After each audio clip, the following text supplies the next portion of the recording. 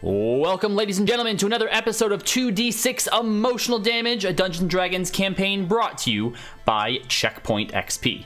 Now, if you happen to be new here and you're not watching us live, Checkpoint XP is the nation's first syndicated talk show dedicated entirely to esports and gaming. We do more than just Dungeons & Dragons. If you'd like to find out more, head on over to checkpointxp.com or check us out over at twitch.tv/checkpointxp, which is where we do this show live every Monday at 8:30 p.m. Eastern Time. Now, with that out of the way, let's recap what has happened the last few sessions.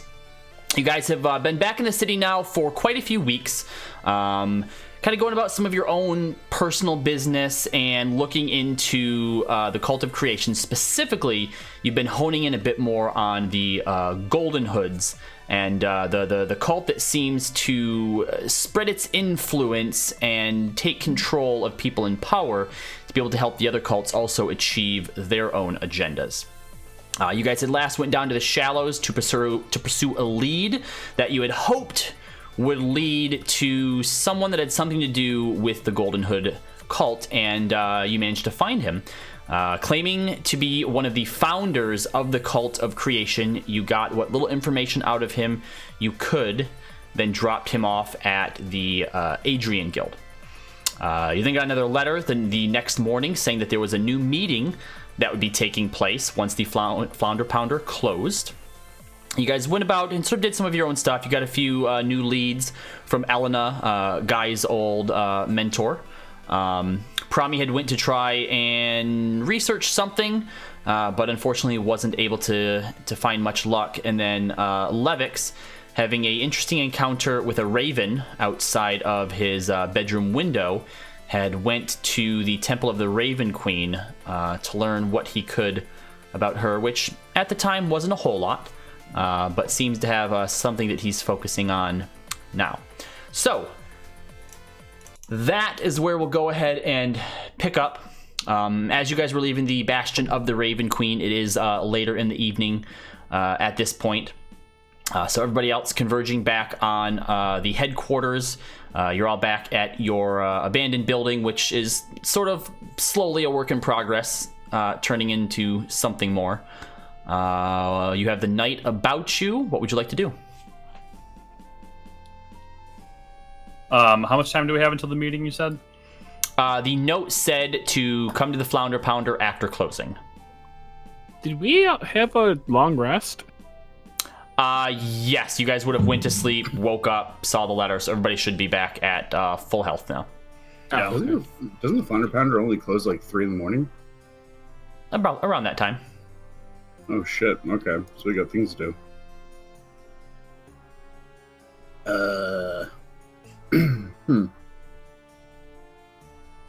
Well, So you said we're all back? Yep. It's at this point it's probably 9-10 o'clock and everyone's back at the building. Who's got the most religion experience in the room? I know Andrin's not here. It'd probably be him. Andrin is here. He goes, that would probably be me. I can help with whatever you need, especially if it's about Timora, who's obviously the best religion.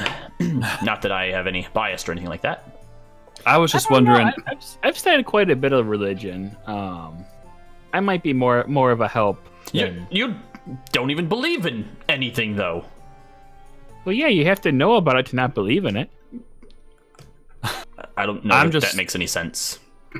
I'm just curious who I should speak to if I want to try to get in touch with a spirit that's passed. If that's even possible. Well, yes and no. Really any... I believe cleric has the ability to speak with dead if you have a body. I'm currently in the body of the spirit I want to talk to, Andrin. Oh. Were you able to trap the soul into a vial and drink it beforehand? No. Oh, Guy did that. Yeah, I did. That was my first thought. Might be hard. I'm just wondering if there's a church in the city that can help me out. I want to try to get in touch with Aaron. We could always go and speak with Mother Alessandra at the Church of Tamora. So also give us a chance to maybe check in on Taylin too while we're there. Who's that? You know who that is. I mean, Why- I'm down to why- I'm down to why do do you that wanna if talk anyone to- else wants to. Why do you want to talk to Aaron? I want to talk to Aaron, so hopefully he can give me some insight on what to say to his family to help them move on. We don't have to say anything if we just get a body and then burn it so that it's unrecognizable. There's a And way then dump it on around their this. front porch. Exactly. It just makes sense. I mean, it might be a little traumatizing Endern, at are you first, but in even the a long paladin? run. Of course, I'm a paladin. I think she's at the point. Unpaladin like. I think she's at the point now where she's not going to believe anything unless I can give her some facts or something that only Aaron would know. Well, it's something that we could look into tomorrow for sure. There's not enough time tonight, you don't think? I mean, it's already pretty late. Yeah, I suppose. We could try to teach Endern how to read. It's kind of late for that too. It's something you want to start before he starts drinking. I haven't had a single drink today. Thank you very much. I'm like, have we even drink? Well, what should we do in the meantime? Drink? You mean none of us have anything to do for the first time ever? Let's just enjoy that. 9 o'clock? You can go drink, guy. I don't give a shit what you do. Feeling some, Well, we could go some hang meat out off at the that Flounder Logan. Pounder until time. That sounds nice. And, group building, I'm down to do that. Sure. That sounds fun. I was gonna say eat shit. I was like, what? All right, so you guys go ahead and head to the Flounder Pounder then. When you get there, Dez is actually already there, sitting at the bar. Hey, Dez, what's up?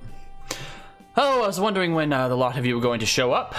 Thought maybe that I would have to come and get you myself, but here you are, so cheers. Cheers. Yeah. So as you guys are waiting for the Flounder Pounder to close, there is you do notice that there is a particular subject matter that seems to be being mentioned by several different sort of crowds of people that you guys overhear various points and times. But it seems as though there's a story that was going around in one of the publications of the city about a group of heroes last month who had found out and rooted out a necromancer down the shallows, saving several clerics and missionaries in the process. But no one seems to know who they are, but you get the general sense that most people are behind it, and this just the idea that there are people out there sort of looking out for those in the shallows or in the cheap side gives people, even up here in the middle, a sort of renewed sense of safety. Nice. I have one drink. So Do we hear anything about names? what's that?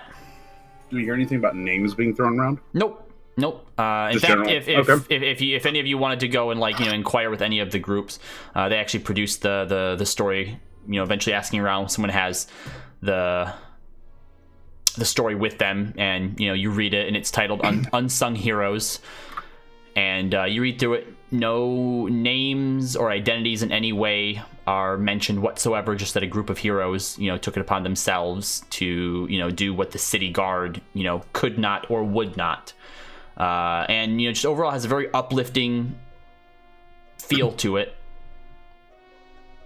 So Nice. Cool. all right, so eventually it gets to be about 1-2 o'clock. People are starting to sort of file out, and Jeff ushers out a few more of the more belligerent sort of drunks, and then locks the door behind him. Turns back towards all of you and goes, "Are you ready to go then?" Ready as we'll ever be, Jeff. Seems like it. All right, follow me. And he walks into the back, moves the cabinet out of the way, touches a few of the runes, whispers something under his breath, and they start to glow, and this effervescent blue doorway sort of opens up. There you go. I Thank walk you. through it. Yep. Same. Nice. Yep. Everybody goes ahead and pops through, and you are greeted by Sita on the other side. Once again, down in the cheap side, Flounder Pounder. She leads you outside into the tavern room, and sitting there just as before is Tursta with 2 of his guards, and then Adriana and 1 man behind her sitting at the table already. Sita ushers you out of there and then shuts the door. Shuts the door behind you. You said that Adriana, we see Adriana. Yep, she's sitting there as well. Is Yalik safe? Yes, I suppose we could start there. Thank you for that interesting gift. You're welcome. But yes, he is in a new location. We've actually burned that particular safe house. Who knows what or how he could possibly be tracked and whether or not you were followed there. So he's now in a place where hopefully the magic should be suppressed. And yes, he should be fine. Well, I apologize that we caused to burn down your location. No, we didn't actually burn it. It's a turn of phrase. Oh, Yes, but we were able to get some information out of him as well. You'd be surprised how far a decent meal goes. There's still definitely something very wrong with him, which I assume was living in a hole for the better part of who knows how long. But Tursta kind of speaks and goes, share with us what you've learned, and then Adriana can fill in any of the blanks. you want to know what I learned? When we sent you down there, we had no idea what this lead may turn up, simply that there was an undying man. But it seems as though he did indeed have some connection to the Golden Hoods. Well, he's the second of his kind, his sister being the first. Her name is... Of his I'm sorry. kind. The cult, you mean? The Undying. Continue. His sister, Ofeza, can't remember how to pronounce it. Might be a tiefling or a dragonborn last time he saw her. But she was the first. She made the deal that got them the powers. And the deity patron, whatever his name is, Zaliax Caldrove, also known as the Golden Gaze. And Yalik tried to betray his sister, and so therefore he was punished, and then we found him. That's the gist of it. Adriana nods and goes, yes, that's the majority of what we got from him as well. This Zaliax is an archfiend from the Abyss. Controls several layers from what we can understand. But he is indeed one of the founding members along with his sister. Unfortunately, we weren't able to get anything out of him on how to possibly defeat or stop them. Yeah, he told me it's not possible. But I think he's just given up. So do you have any other ideas, any course of action? No. We do have a means to supplant a soul into a object. Explain. So there's a spell that Promi and Dre are a little more familiar with. And basically it grabs the soul out of a body and we can put it into a holy object. Is that what it was, Promi? Yeah, hold on. Let me pull it up here. Or Logan, Jesus. As you say that, Adriana chuckles and goes, I thought so. It's good to see you're still around, Promi. I give the guy an evil look. Oh, we had our suspicions.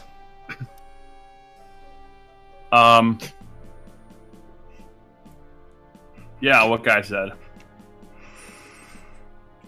So, is this a spell you're familiar with? Is this something that you can use on them to keep them from transferring to another body?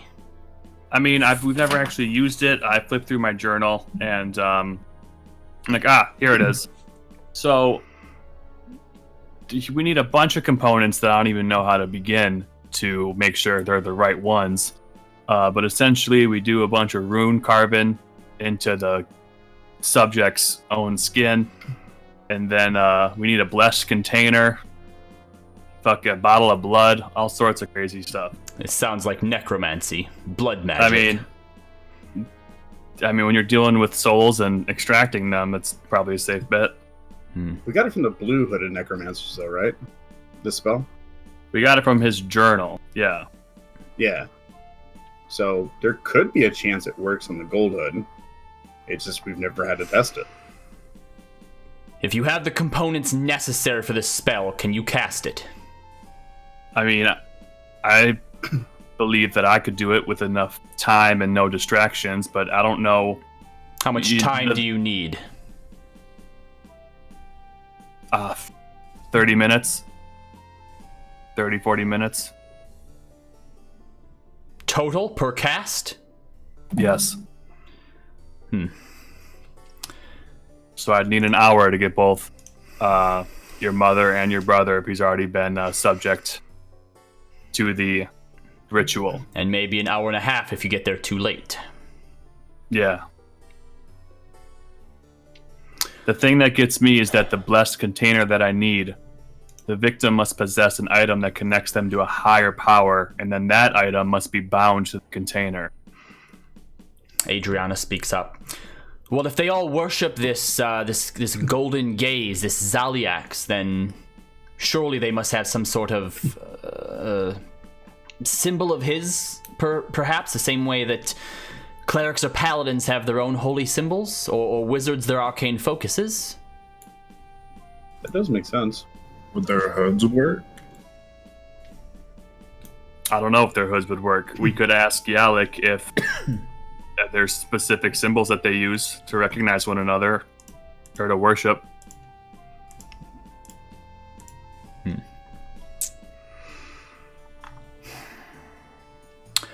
Tursta kind of goes a little quiet for a moment, just sort of thinking. Here's the information that I have for you so far. My father and my mother are going away for a few days. She's planned a special trip for them to the Amethyst Lake. However, I believe this is just a lie to get my father out of the house and to wherever it is they plan on taking him.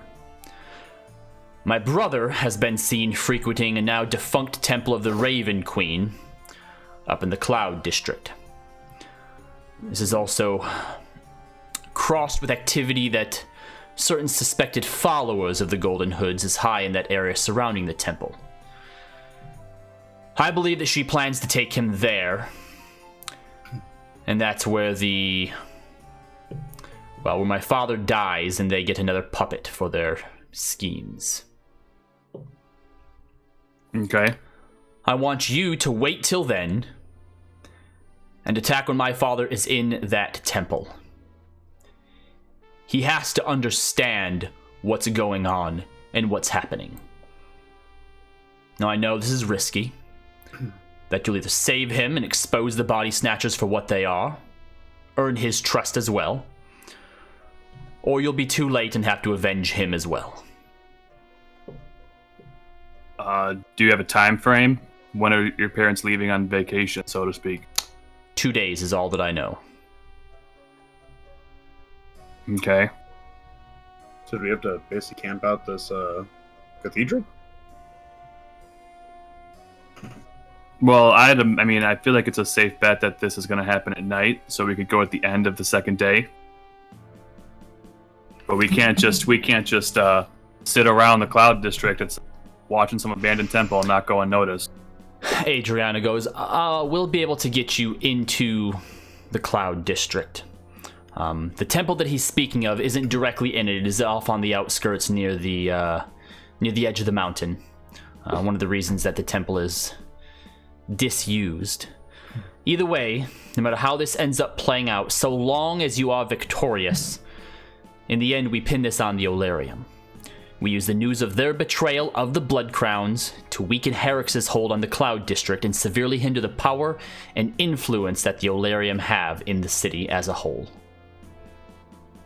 Okay. So are we dressing up as Olarium, or are we dropping something that's you don't have to worry about that. We've seen the Olarium working with the Blood Crowns a bit. Specifically, we know that the Olariums, not with the Blood Crowns, with the Golden Hoods. We know that they're working with them, as you had seen one at the Silver Sand operation at St. Edward's. So it shouldn't be too difficult. I suppose the only real question that we have at this point is if we can get you the materials you need for this ritual, this soul trapping, or this soul extraction.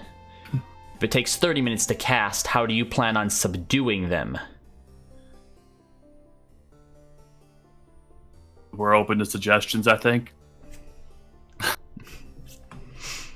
The best we could do is knock them out and then just keep them just alive to not be dead, but not alive to actually do something. You fought the Golden Hoods before, correct? Correct. What are their strengths? What are their powers? Where does it come from? I'd imagine that what I remember, the Golden Hood Eldritch Blasphemy. It did. Okay, that's what I thought. I'd imagine their powers are similar to mine.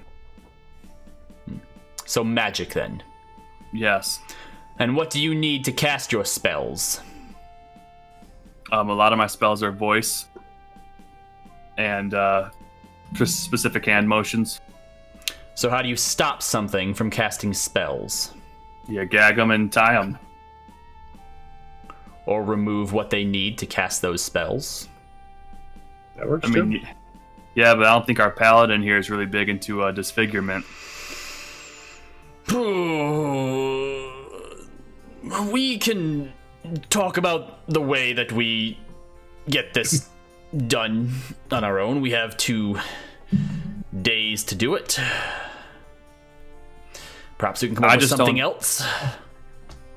I just strongly believe that half measures aren't going to work in this situation. Teresa, do you happen to have any resources from that prison? The one that had, I wasn't even able to use magic. I wonder if they have, maybe shackles or something that restrains that. That's something I could look into. Could be helpful. I mean, really, worst case, we could just cut out their tongue and chop off their hands, and I mean, they're gonna die anyway. So I don't know if you ever cut off someone's tongue, but they bleed out very quickly. You also have magic. we have fire. And fire. You can cauterize it. But yes, that's what I was alluding to. Trust me, you won't get any issues from me on doing what needs to be done to these people. The other option we have if this spell doesn't work is we might have to have a sacrifice in place. Because didn't we learn how they transfer bodies? Yes, Anthony's I body. believe the closest recently dead body. Well, I mean, the idea is that if we trap the soul into the bottle, then it can't go into another body. So, and if your Correct. ritual or your spell doesn't work, then there's no way to stop these guys and we're all fucked. well, no permanent way. They're at least put at a disadvantage by being removed from their station. True. You'll still be, you'll still have a threat, though. yeah, they'll still have probably whatever spells they had access to before, so they'll still be dangerous in terms of combat. So, Yes, but it doesn't seem like they're the type to wantonly try and just run up on into the Cloud District and attempt to kill me in the street. They're more methodical than that. well, no, but I mean, if a group of adventurers tries to actually lock the soul, they might come after us in the street. So, And I fear that I'm at a pretty big disadvantage. The fact that I'm connected to these people unwillingly. Well, all challenges I'm sure you'll find some way to surmount. After all, did you not kill a beholder down beneath the mountain? I mean, yeah. But the Golden Gaze is a little different than that. I think the issue is that we can't 100% guarantee that these Golden Hoods are not going to get out of these jars. Or that it'll completely work. We have no one to test it on, and we can't really test it because we don't know if it's going to consume it or not. Well, give me a list of the materials that you need for these rituals, and then make sure you have a backup plan. All right. I rip off a page of my journal. I give them strictly the components, and then just like the note that says, in order to get the blessed container, blah, blah, blah, victim must possess an item. Mm-hmm. Okay. So you hand it over to him. He takes a look at it, shows it to Adriana. She takes it and goes, I'll secure what I can. If you figure out anything else about what this blessed container means, please share. Of course, I'll also consult with some of the contacts that we have within the clergy of the various temples. Tursta stands up. Do you have any other questions? Do you have any more leads we can go track down in the meantime? I believe this is the end of the road. You have 2 days to prepare. He hands a slip of paper to you, Prime, that has the address and the location of the Temple of the Raven Queen. Okay. I stick it in my journal from that for now, and then I'll probably write it down, make it back to wherever. Well, if that's it then, good luck. I suppose that is it. We'll be seeing you. He walks to the back with his 2 guards. Adriana nods to Dez and to the rest of you and says, good luck. And they leave out the front. You guys are left alone in the tavern room. I quickly jot down the address into my own journal. Curious, did Levix say anything about where he was going? Levix is still today? here. Levix is here. No, I know. I meant like earlier today. Like No, basically- you just know that he was going to the Cloud District with the other 2. Okay, okay, so that's it. Okay. I guess we should be getting back. Okay. I lead the way to the ruin door or whatever. All right, yep. So you guys head back that way, and Sita opens it up, takes you to the back. She touches a few of the runes, whispers something under her breath, and it lights up. There you go. Walk on through. All right. Jeff meets you on the other side and shows you guys out into the into the street. I assume you probably head back to your headquarters. Yeah. Yep. All right. So you guys head back. When you get there, you notice that the door is open and slightly ajar. Bitch. Guy, can you go scope that out? Yeah. I'm gonna go ahead and deploy the cloak. I'm gonna walk in. Actually, no, we'll hold off on the cloak. I'm just Okay. Just murder Pixius to death. I know. Yeah, I'll just do one invisibility. Okay. So you head into the first floor. Go ahead and make a perception check. All right.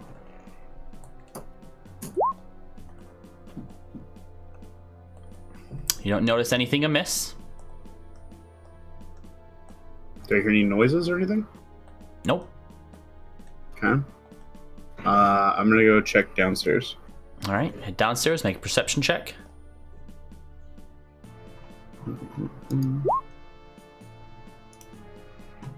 Nope. Nothing downstairs.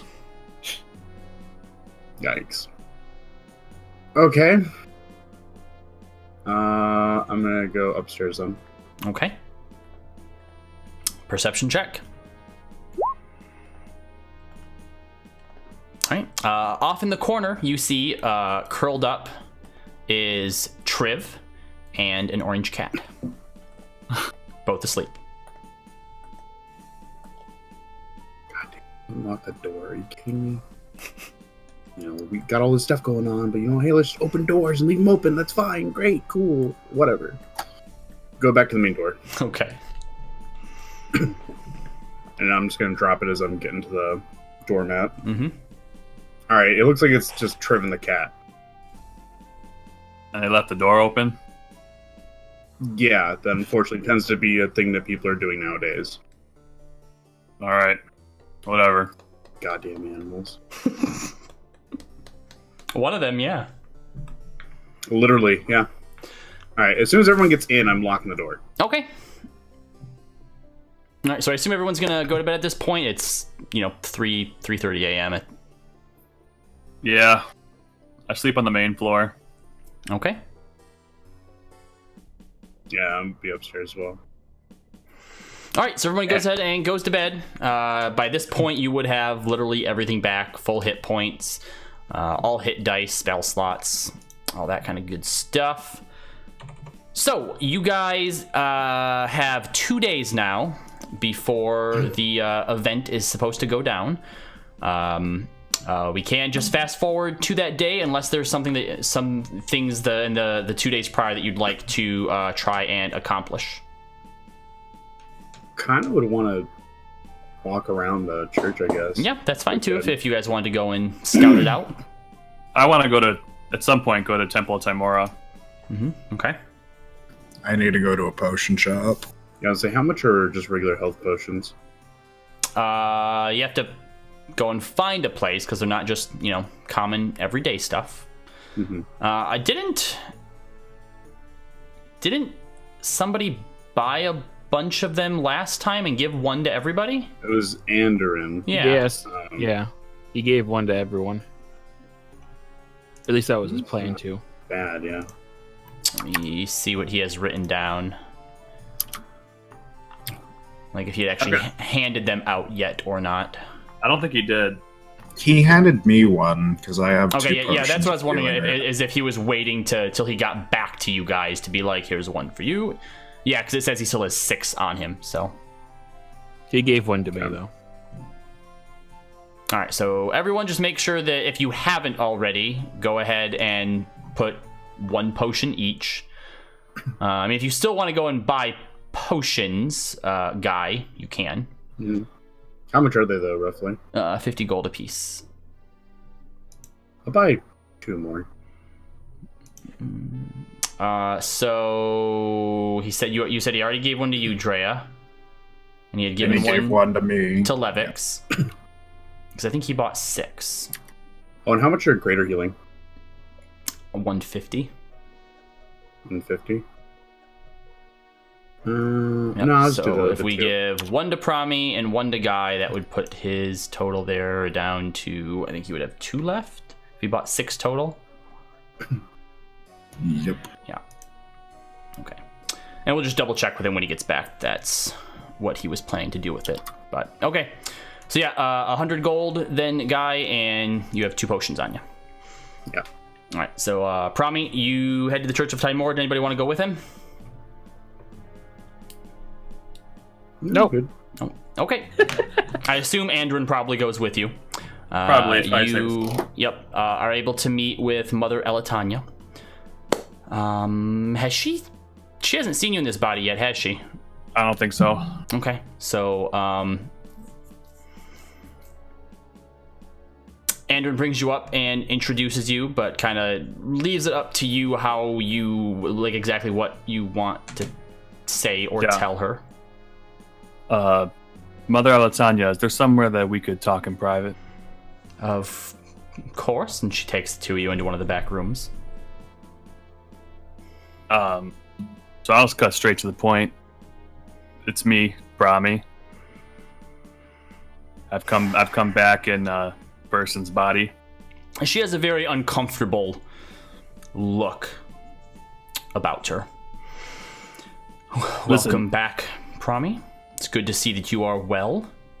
I mean, that's up for debate, but I feel like the less you know, safer you'll be in regards I already know far too much.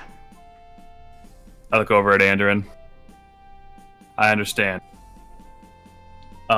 Listen, the reason for my visit is because I'm curious if you know of any ways to get in contact with spirits that have passed. What spirit in particular? This once, and I point at my body. Unfortunately, not knowing a lot about your deal, and there's a lot more bite on that particular word than you're comfortable with.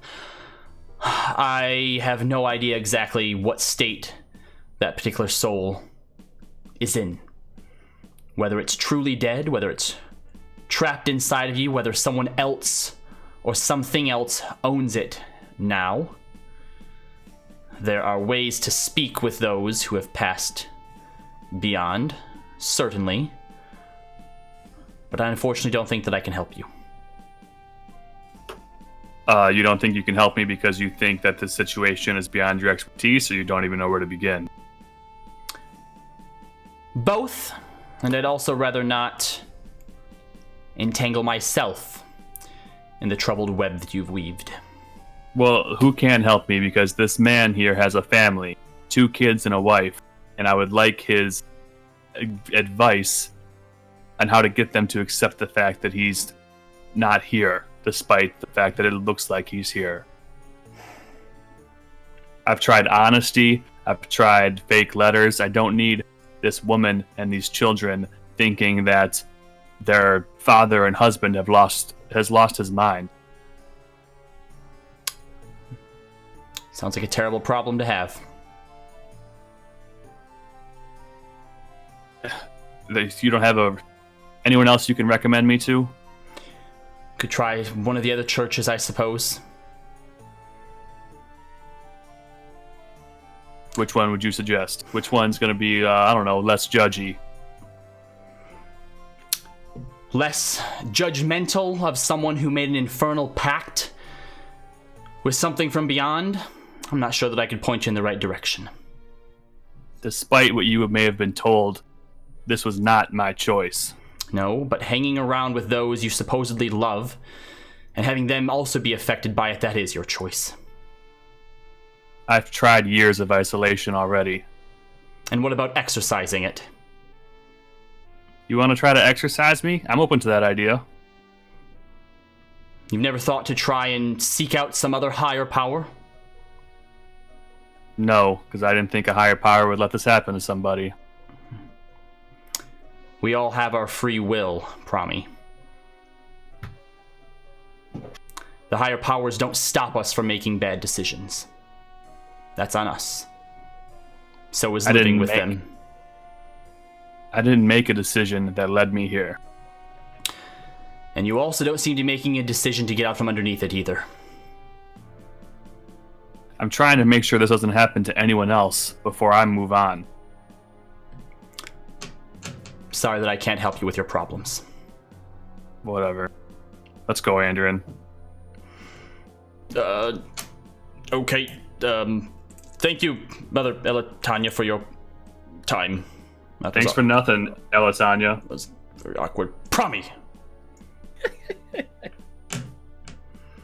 Alright, so the two of you go ahead and leave the church. Fuck that bitch. Andrin chastises you for your language and reminds you that you've lived here for several months and she's been good to you otherwise. Anyone else like to do anything today? I'd like to go to a potion shop. To buy some potions, or? Yeah, to seek out certain potions, like giant strength or something like that. Okay. I guess technically it would have been in that, but would run. Yeah, because they had some giant's potions up at, or some potions of giant strength up at Illuminations and Machinations.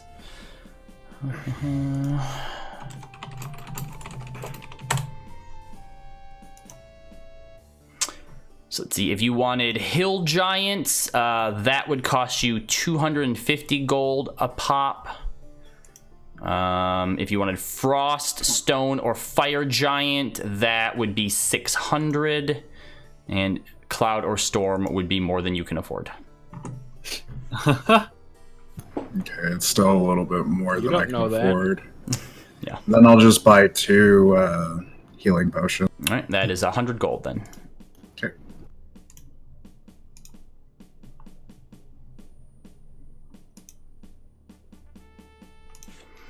All right, anything else anybody would like to do? I'd probably go to Elma's.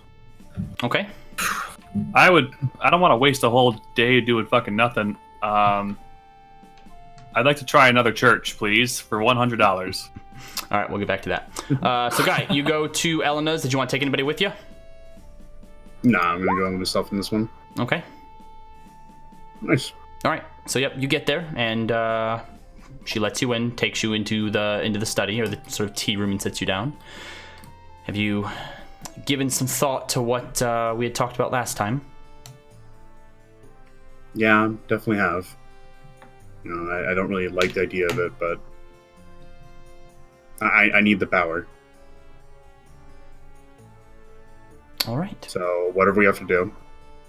I just ask that I hope it's quick and he doesn't suffer. I'm going to take Guy down into Whispers real quick.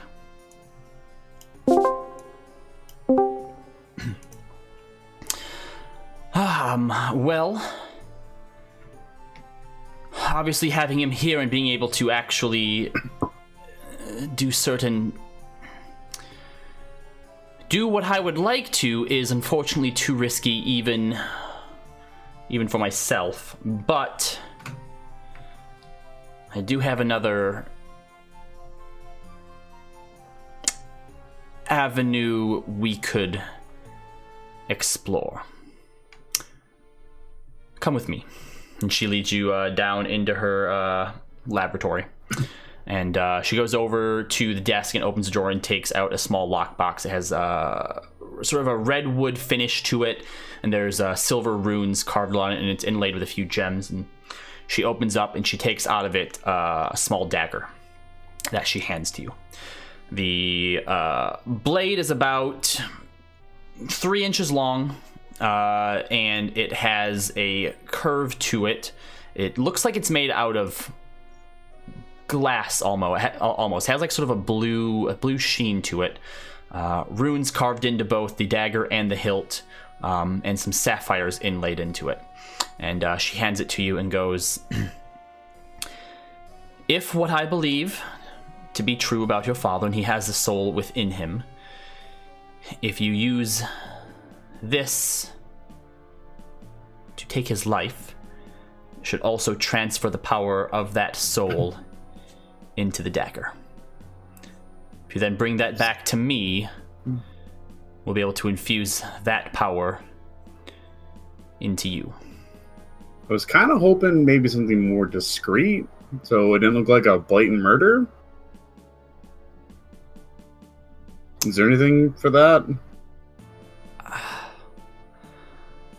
Unfortunately, what you're doing is still considered a ritual. And as such, certain actions have to be taken. I'm not sure what other humane way there is to do this.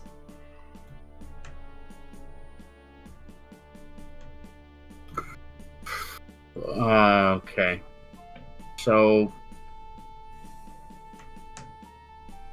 well, I guess in a way of having this not blow back on me. Don't get Is there caught. any way? Well, that would be ideal, but unfortunately, I need to still go in. I imagine they're probably watching over my father quite frequently as he's ill. Go in when they're asleep.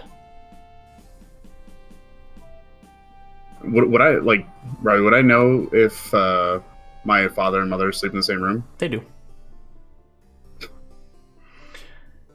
They're definitely gonna be in the same room. You could also employ perhaps the services of someone who's a bit more nimble at stepping through the shadows than you are. Sneaking's not my concern. And what is?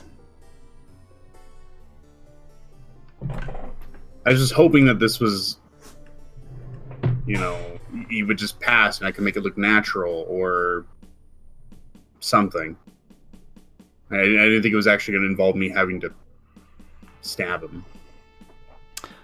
Sorry, if we were to do something more humane like poison, there's no way to extract the soul from the body in the time that it happens, unless you could get him here.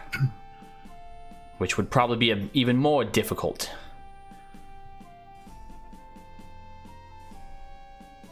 Look, there's no timetable on this. So think about it, and if you can come up with... If he dies... well, if you can come up with something else or some other way, we can see what'll happen. But right now, this is all that I have to offer. I guess just one other question I have regarding this, in case I decide to go with a different plan. Would you have any way of letting me look like myself before the mountain? Even if it's just temporary? Yes. I could give you an hour. Alright. I think that... I was hoping to at least say something to my father before he passed. I didn't want to just kill him in his sleep. If I'm going to take his life, I want to actually talk to him and see him before he goes. Well, do as you must. But for now, go ahead and take this. She hands you the dagger. Alright, I'm going to grab the dagger. Okay. Alright, pop him back into general. Alright, did you have any other questions for her? Nope, that's about it. Alright, so you go ahead and leave. Prami, what deity's church would you like to go to? I don't know. Can I roll a religion check to see if I can think of any other ones that might have an expertise in afterlife? Sure. Go ahead and make a religion check. Can I have advantage? For what reason? Timeless knowledge. Okay, yeah, actually. I'll give you that 20. Sweet. All right, let's see. Probably the two in your mind that stand out that might be worth looking into is either Ayun, the goddess of knowledge, or the Raven Queen, since her domain specifically since the idea of talking to the dead, that sort of specifically ties into what her domain is. Yeah, but she's in the Cloud District, right? The city is big enough that within each district there are temples or clergies that you can go to that is dedicated to each god. Oh, sweet. The temple of the Raven Queen that's in the Cloud District, you've recently found out, is actually defunct and is abandoned. Oh, yeah, duh. Then I would definitely head to the Raven Queen. Okay. I don't know why we wasted our time at Timora, Andrew, we should have gone straight to the Raven. I'm not a big fan of the Raven Queen and her followers. They're a little too uppity for my taste. Perhaps you should go and talk to Levix. He made friends with the lady or the priestess or the bird woman or whatever they call their people there. He did? Yes, yesterday after the Cloud District we came and went to their creepy building. Is our house on the way to the temple? Yes. Then yeah, I'll swing by the house, see if Levix is there. Okay. Yep, you swing by. I guess Levix and Drea and Dez and everyone else are still there, because unless there was something else that they were going we left. to do. Oh, you left? Yeah. Oh, where'd you go? I'll tell you when it's our turn. Well, it can be your turn. Oh, okay. Well, I was gonna go with Levix to his potioning, and then we were going to track down that lead that we had of Ryuna Umberchill, the scholar in the Cloud District. Okay.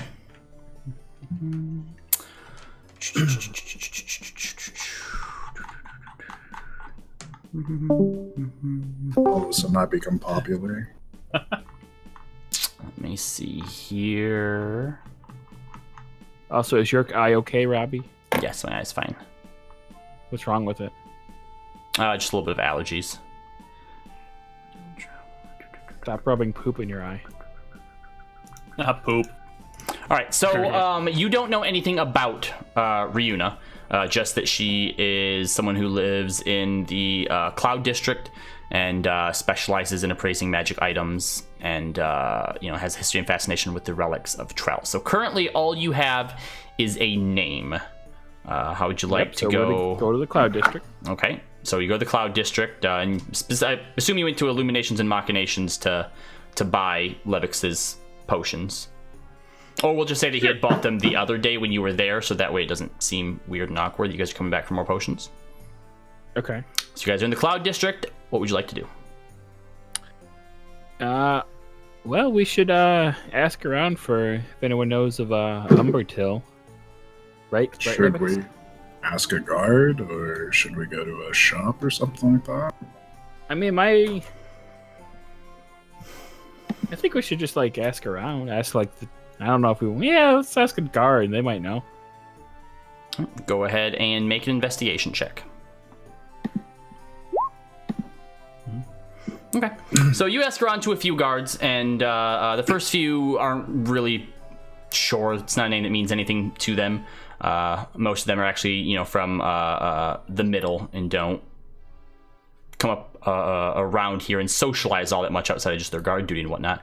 But one of them that you talk to does recognize the name, and he goes. So when you ask him, he goes, "Umbertil, yeah. She's the lady who does all the knows a bunch about the relics of Trell. I have a big fascination myself with them. I once went to the museum exhibit that they had last year. They're fascinating pieces of magic and artifacts. What museum was that? It's just outside of the... What's the name of that park?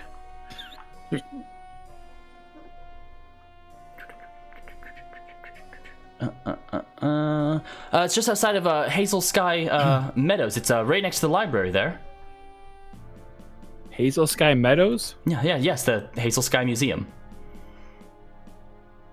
And that's a large park that's located in the center of the Cloud District. You actually know about it because that's where you carved something in a tree, because you and your family used to vacation there. But anyway, yes, Umbertil. I don't actually know exactly where she lives. She's actually a bit secretive in that aspect. But I do know that this past semester at the Bravenloft Academy, she's been doing some lectures on the relics there. Okay, well that's slightly useful. What do you think, Levix? I'll go to the museum and check out these other relics of Trell. There's not any there now. It was an exhibit from last year that had been brought in from the Amethyst Lake. Oh, so you don't think it's there anymore? Oh no, it's it's not. I know for sure. I went a couple times during the exhibit, but yes, it's been over for a while now. Oh. Well, have you ever seen a relic of Trell up close? Yes, there was a few of them at the exhibit. Well, what do you think of my arm? It's just Levix. No, don't. What'd you say? I said, what do you think of my arm? And so you pull your sleeve up and whatnot, and he goes, "That's a relic." Do you? He kind of takes your arm and is looking, just kind of doesn't even feel like armor. Can you take it off? No. So it's attached to you? Yes. But your arm is in there? Yep. That's fascinating. Wow. He just kind of he's just kind of like holding it and just like inspecting and looking at it and like rubbing his hands along it. Yeah, but if you have any more information, it'd be quite useful to me. What I mean, what kind of information? If you know any other places she might frequent, like any kind of bars or anything like that. Oh, no, I unfortunately don't know a lot about her. I've just read a bunch of her work on some of the other relics. Shame. If you're looking to meet her, maybe get a meeting, I would check at Bravenloft. Maybe mention that if that's really a relic. I'm sure that would get her attention. That's some good advice. Drea, let's go to Bravenloft real quick then. Oh, okay, sure. Thanks. See you later, guy. Thank you. All right. So Promi, Andrew, you stop back by the house, but Levix isn't there. Not a deal breaker. I still want to head to the Raven Queen. All right. So since Andrin knows the way, he can take you there. Andrin, can we hear you? Yeah, it's this way. Okay, cool. So, yep, Andrin leads you to the bastion of the Raven Queen. It's in the middle, but it's close to where the descent down into Cheapside is, and it's sitting sort of almost right on the edge of sort of like this sheer face cliff. But you walk up to it, and it's this huge cathedral. It's a little bit ramshackle, despite sort of being here. It's kind of like halfway between what you would expect to see in both the middle and Cheapside. But just outside of the giant doors that are sitting in the middle of it, there are two cloaked figures that have these pure white veils that are obscuring their face. You can just sort of barely see the nose peeking out from it or protruding out from it. And on one of them, you can see that they have elven or half-elven ears that are underneath these cloaks, and they're both standing there on either side of the door.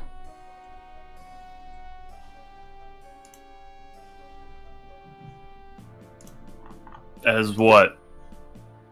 As Elatania and the other churches we've been to. You have a short memory, Andrew. I'm just saying, the last time I was here, Levix did nothing but cut his own hand. I sat in there and couldn't even connect to Timora. Well, we'll see what happens. Elatania was a bitch, so I'm coming here now. She was not. So if the guards don't like move at all, I'm just gonna walk past and head to the temple. Yeah. So you walk up to the doors. Give them a Open push. them. Yeah. X to interact with. Yeah. Make a strength check. Fuck. Door's that big? Pretty big. Yep, big stone doors. Oh, not getting it open. Nope. And so as you sit there trying to push, both of them in unison just turn their heads to look at you. We would like to enter, please. I'm sorry. Do I need a formal invite? Can you help me open the door? What's the nature of your visit? Both of them speak to you in unison. God, that's creepy. I'm inquiring about speaking with someone who has passed. The doors slowly creak open, just wide enough for you to walk through. Thanks. Walk in. Okay. So as you walk in, the doors close behind you. There isn't a whole lot to the interior of this particular building. You get the sense that when it comes to the Raven Queen, that material things aren't something that is, part of her following. This giant, open, hollow hallway, and as you walk from one end to the other, your steps and Andrin's armor and the clinking just echo throughout the entire place. There are a few others that you notice in there, dressed just like the ones outside, and you watch as their faceless gaze just kind of follows you as you go. And eventually you come into the cathedral or into the main hall, and there are a few sort of pews and like places to sit and whatnot. The place is empty of any sort of followers or worshippers or anything. And what grabs your attention first is up at the front. There is a large statue carved from rock that represents a female figure. And where her face is, there is this porcelain mask that has just the very vaguest of features of a female face on it. And while the statue itself is just carved from normal stone, the mask itself looks like it's made out of like an ivory or a porcelain of some sort, and really stands out both against the statue and the rest of the surroundings. And you also notice up on this raised platform, from where you are, you go up a few steps, and there seems to be like a dip or like a bowl of some sort that's about 20-ish feet across. Andrin? There's usually somebody here. At least there was the last time. You don't recognize anyone? No, they all have those weird, like, shrouds and things. I can't really see their faces. Is Andrew talking? Yes? Maybe. Yeah, we can hear you. We're not Alright. here. Guy might just have something messed up. Yeah, make sure you have reconnect, guys. or receive audio if it's not on. Yeah, accommodate to me. In Roll20, not in Discord.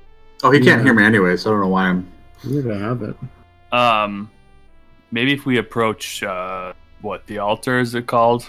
Someone will ask us what we want.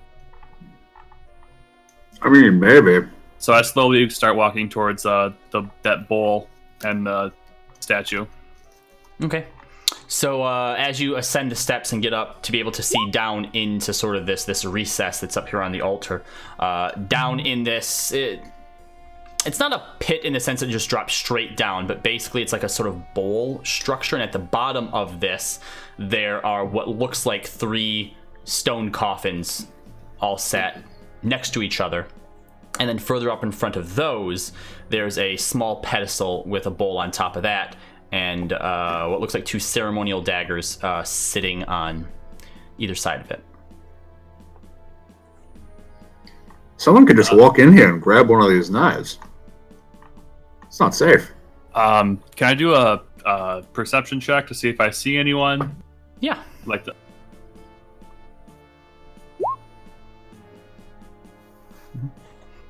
So as you look around, where you are, you can see 2 other priests, attendants. Sorry, it's cleaning whoever my they screen. are, sort of just sitting around, and you can tell that they're watching you from where you are. And as you're kind of looking around, you hear a door open. You look off to the left side of the statue, but down off of this sort of central area where you are, and the door opens and out walks someone else. Andrin, you recognize them, at least from the garb that they're wearing, as the person that Levix had spoken to the other day. And as she comes out, she turns to you, Andrin, and goes, 2 days in a row, son of Timora. Welcome. Yes, I'm just showing people here they have questions about things that, are closer to your realm of... Probably just go ahead, Logan. Whatever. She turns to look towards you. You can tell from the way that she wears the veil and the hood that she's high elven of some sort. The ears are coming out. You can see a slight glow where the eyes are behind this white veil. She turns to you and goes, how can I aid you, child? I wish to speak with someone whose spirit has left us. I see. Whose? His name is Aaron. Do you have a last name? I think it was Carter, right? Aaron Carter? Do I have a last name? You do? Well, I know I do, but do I know it? Make an intelligence check to see if you remember. Come on, big money. Yes, Lemon was your last name. It was. Lemon. And do you have something of his?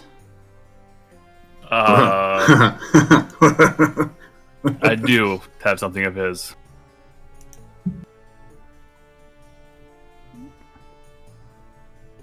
Do you need to see it? There can't just be Yes. with me. What do you mean with you? Am I wearing a wedding ring by chance? Yeah, probably. Bro, why don't you take that shit off? Then I hand her the wedding ring. Okay. Alright, give me a second here. See if there's an actual spell that does what you're trying to do. What if we just cast Speak with Dead on Logan? Do you say that? No, that's...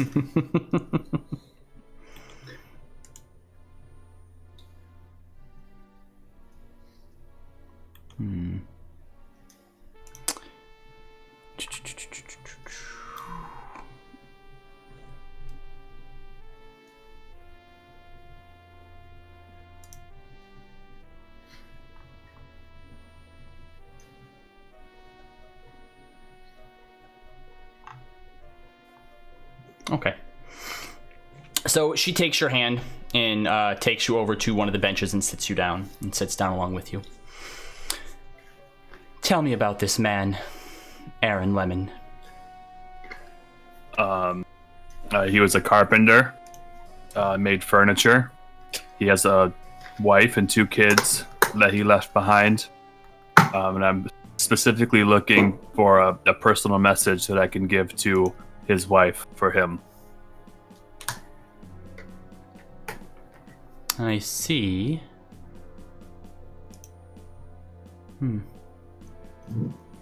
It was kind of sudden, his passing. There isn't a way to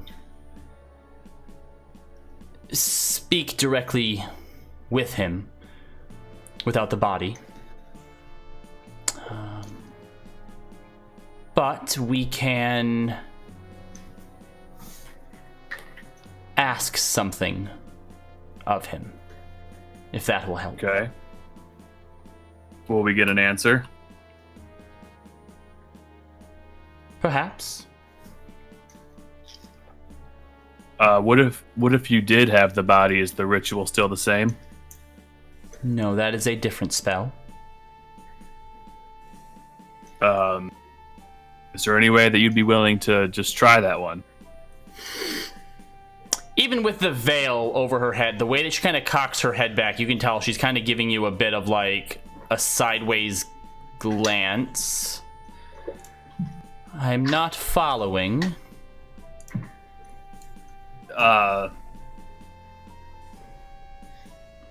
If it makes no never mind to you, it's probably best that you don't ask any questions. You have a dead body with you? That constitutes as a question, ma'am. What would I be casting the spell on? Me. You're not dead.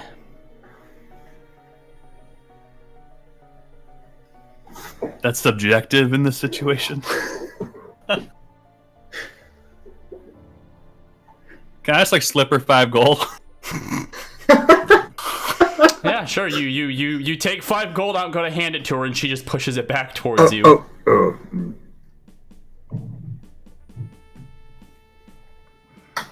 Would you like to explain yourself? Does it really matter? If you'd like me to help you, then yes, it does. Is there a price to me not explaining myself?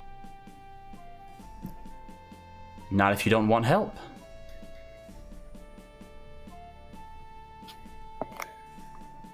I cannot cast Speak with Dead on a living subject.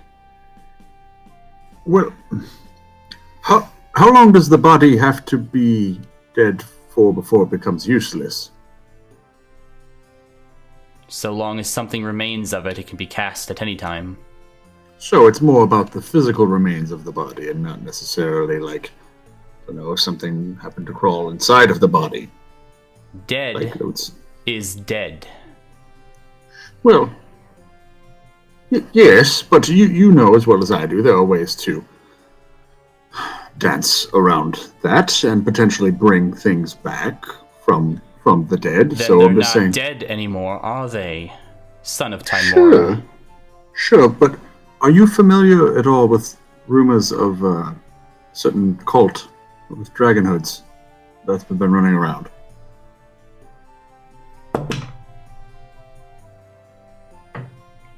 She sort of shifts in her seat a little bit.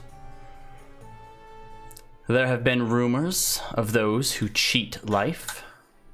Yes, and I'm sure your goddess is not happy that they keep avoiding her in this way. In that sense, if they are dancing around this line, when they come back into a new, don't know, vessel, that vessel is no longer dead, but the old one that was in it is. Does that make sense? If there is life within a vessel, you cannot speak with what was once inhabiting it. Oh, okay. Well, there we go. Not in the way that you would like to. Well, is there any way to... What if it has something to say to me? Or to the person inhabiting said body? There are ways to commune with it, but not to speak directly to it as you want to. Well, I would like to commune with it in any way, shape, or form. Then you will make me a deal. Ugh. We love deals here. I will help you commune with this spirit of Aaron Lemons. And you will spend an hour in one of the coffins of the Raven Queen. Come again? Why? You're unnatural, aren't you? I'm what? You're unnatural, aren't you?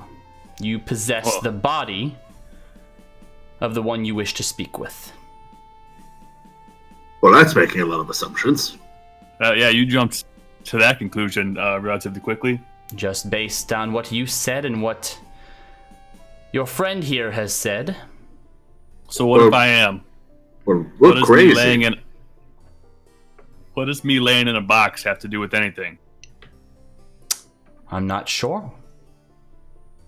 We won't know until you do. Can we talk about this? The two of us. Of course. Okay, fine. I'm Have assuming you we ever just move like 10 feet away. Okay, yeah, because she doesn't move. Yeah. What, Andoran? What do you know about what she's asking me to do? Did you hear what I was saying about how the Raven Queen was upset with those people that were avoiding her and dancing around her line and not allowing her to do what she's meant to do? Yeah? That's exactly what you're also doing. So, if you lay down in front of her for an hour, I have no idea what she is going to do. She is probably not happy with you. What if, Andoran, I need you to bear with me here.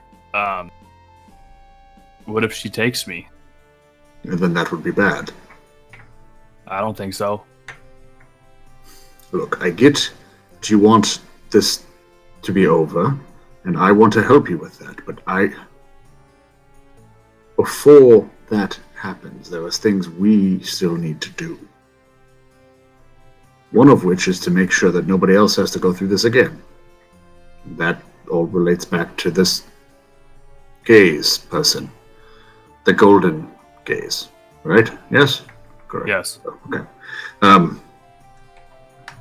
Would you not like to make sure he is taken care of before you finally are taken away? But, Andoran, what if I do get taken away, then we know that there is a way, and the rest of you can use that to stop the cycle from happening with others. Yes. But we need you. I think it's worth a shot, Andoran. I already don't like this Raven lady.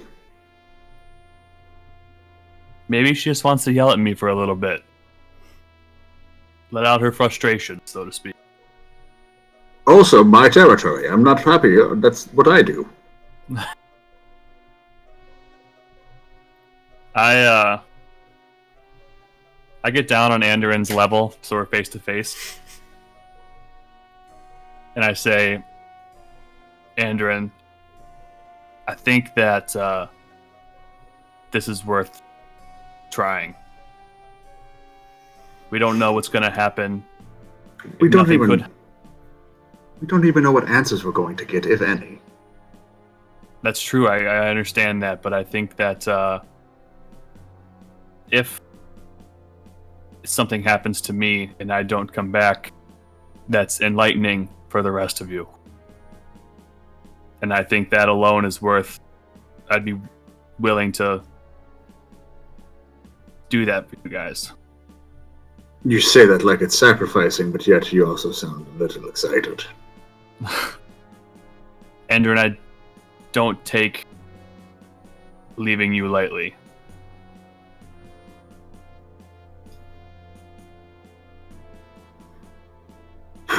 I am uncomfortable with all of this, but that's become the new normal.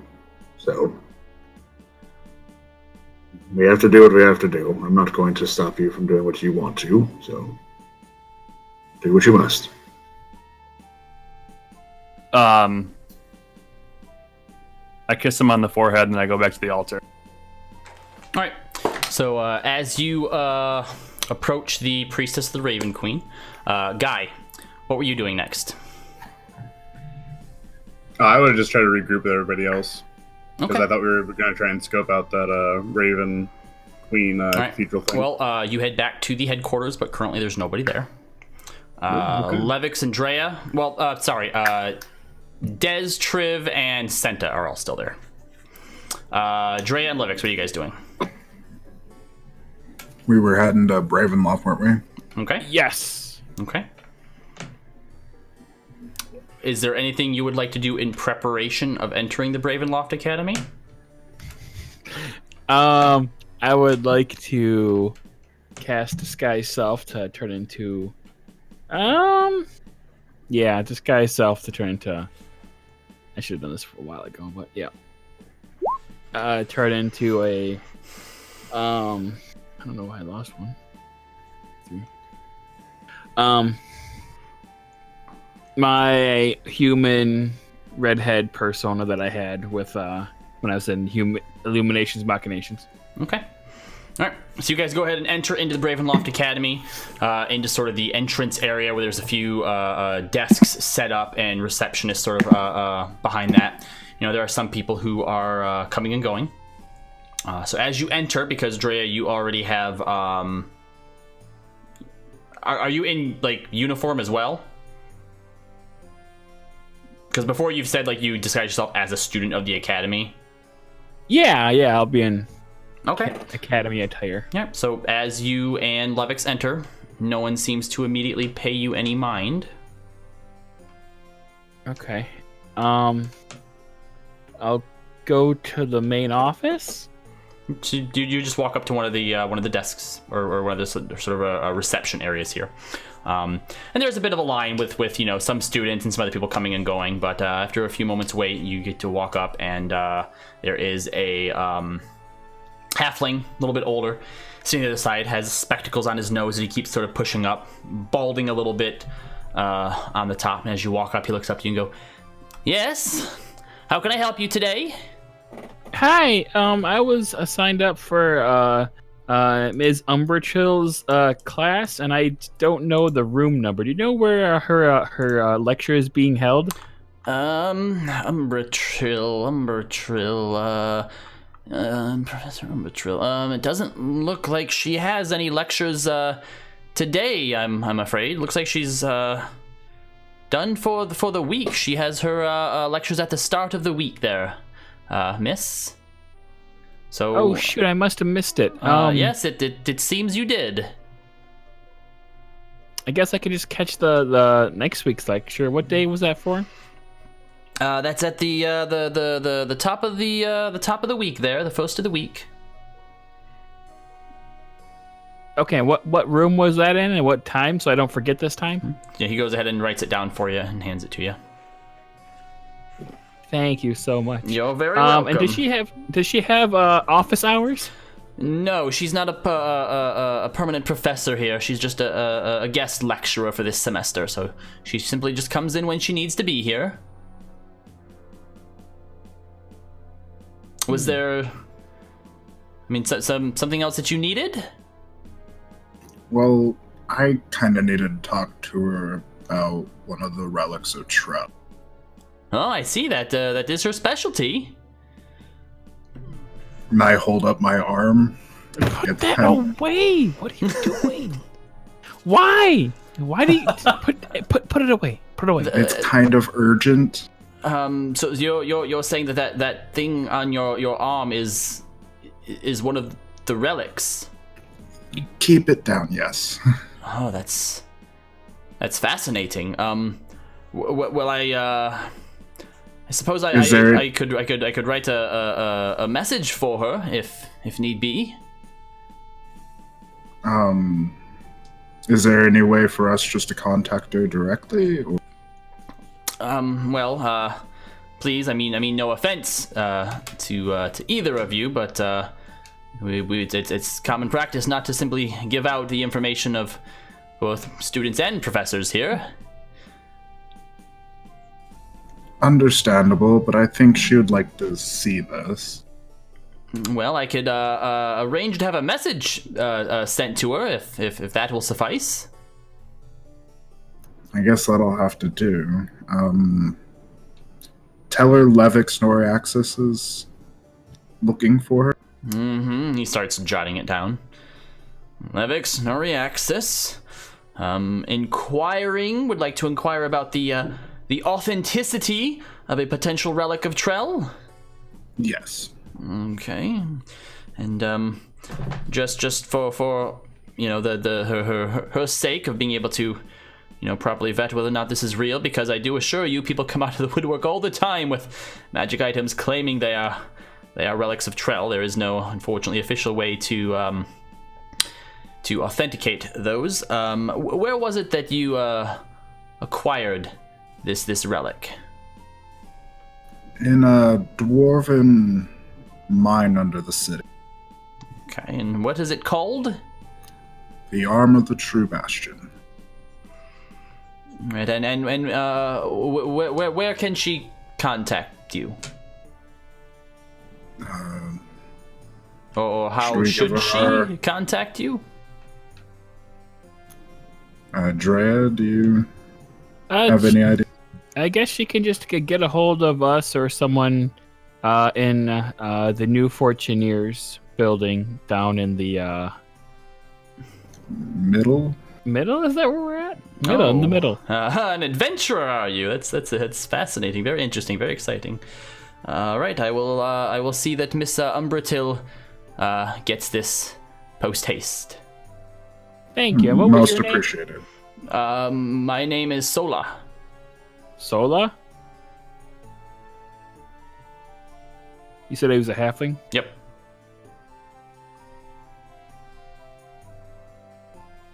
Okay, I guess that's it then. All right. Anything else for you, Levix? That should do it. All right. Well, thank you, and have a good rest of your day then. Okay. All right. So you guys leave. Where would you like to go? It's up to Drea.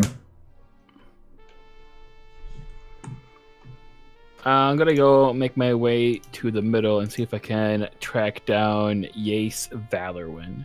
Okay. All right. So while you head back down that way, Prami. So you head back up to her. She's still just sitting there watching you. I agree to your terms. Very well.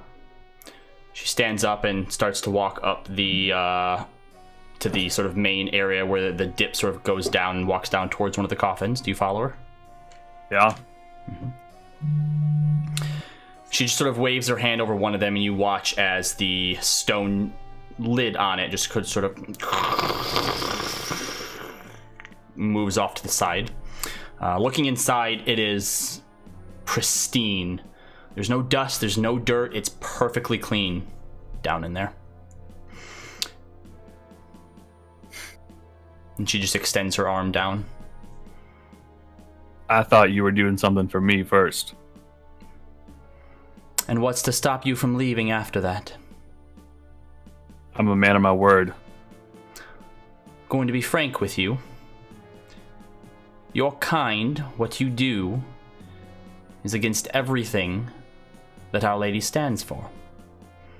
However, there have been times that even those who have been given the sentence of death have came back at her behest. Sometimes the fates that bind us, when those strings are severed, they can be reattached further down the line.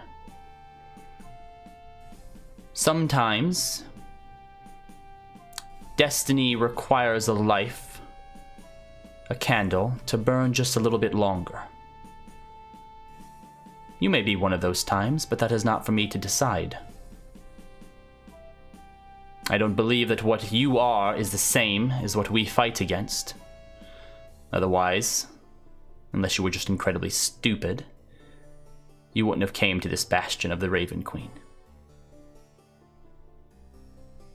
So be judged, and if worthy, I will help you. And if not, neither of us have to worry about that.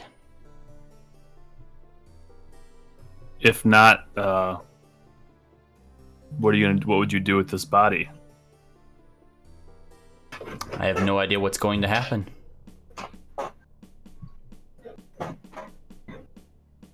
Fine. I get down into the coffin. All right.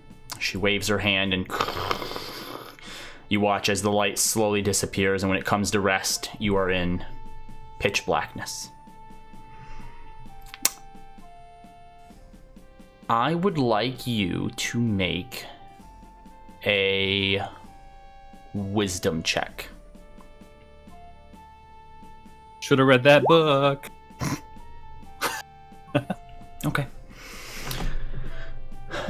So you lay there for a minute. Complete silence in here as well. All you hear is your own breathing, nothing from the outside. And the first thing that it reminds you of is you are immediately taken back to that transition between your last body and this one. And your heart starts to beat faster, and there's a little bit of panic that starts to set in. And you reach out to try and push the lid back off, but your hand doesn't meet stone, and you can't find a seam to it. Instead, it's soft, cold, moist. It's earth that you're grabbing a hold of. All around you, just dirt. And you start to feel a warm sensation all around your body, and realize that whatever area or pocket that you're in is slowly starting to fill with something. You wait a little bit longer as it starts to get higher and higher. It has a sort of irony, a coppery sort of taste to it. You realize that it's blood that's slowly filling this pocket up with. You try to hold your breath for as long as you can as it fills up, pushing against this earth, but there's nowhere for you to go. And eventually you take a deep breath and feel this liquid fill your nostrils, your mouth, your lungs. And then in an instant, you're standing in this field. It's nighttime. See the moon right on the horizon. It's impossibly large right now, and there's a single tree that's standing between you and it. And you see a raven sitting on one of the branches, just staring directly at you.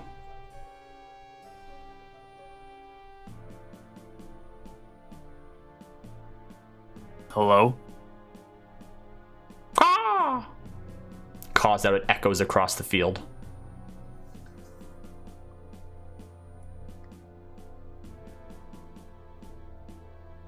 I move closer to it. Okay. As you do, your foot hits something and you trip. Looking back towards you, You see several headstones.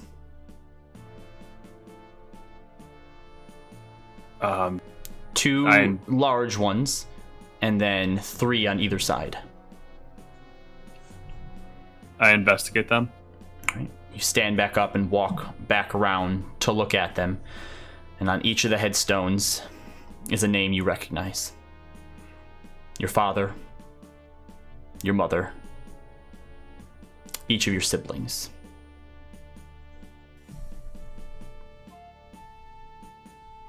You hear a voice come into the left side of your ear. Death has always followed you, hasn't it? You turn to look, but there's nothing there.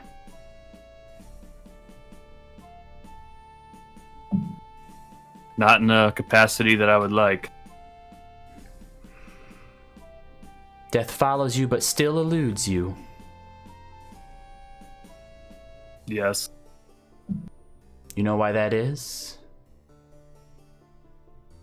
No. Something's holding you back. What? What's holding me back? You know what? Who? The everlasting oblivion, he who devours time. His tendrils grasp you, but you make no effort to remove them. I don't know how. I want to, believe me. Make no effort.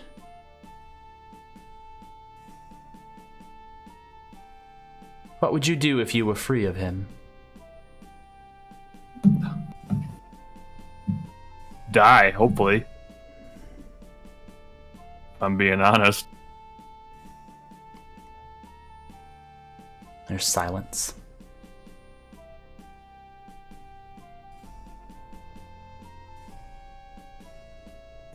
Hello? You watch as the headstones slowly start to decay and crumble away. The names slowly being obscured until all that's left is piles of dust in their place. And as a wind picks up, that's scattered to the winds.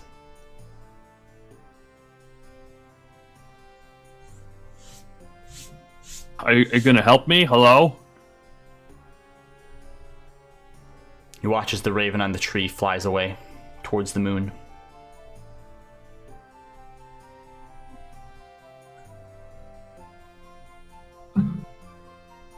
I don't know what you want me to do.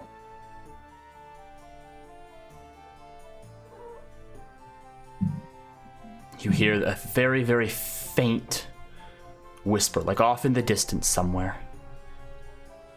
Almost too hard to make out. And it just says, "Sever the ties that bind thee."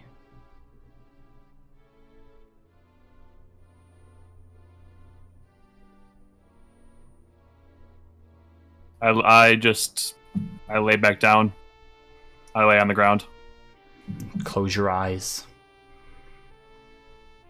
After a few more moments, you hear the sound of stone grinding against stone. And as you open your eyes and look back up, you see both the priestess and Andrin staring down at you. And Andrin, he's been in here for a full hour. You're muted.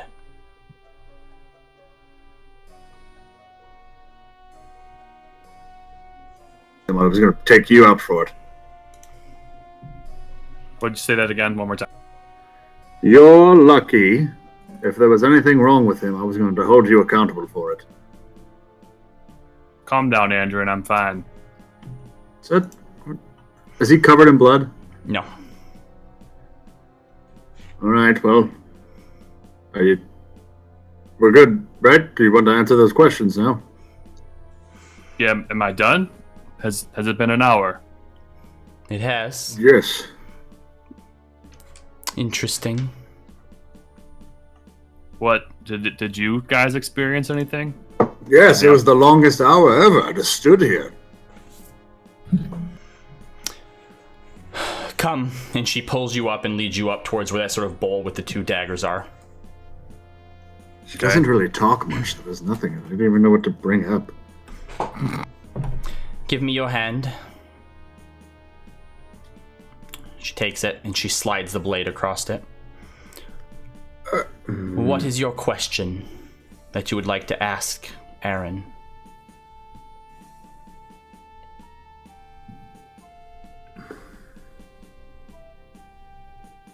How can I explain this to your wife?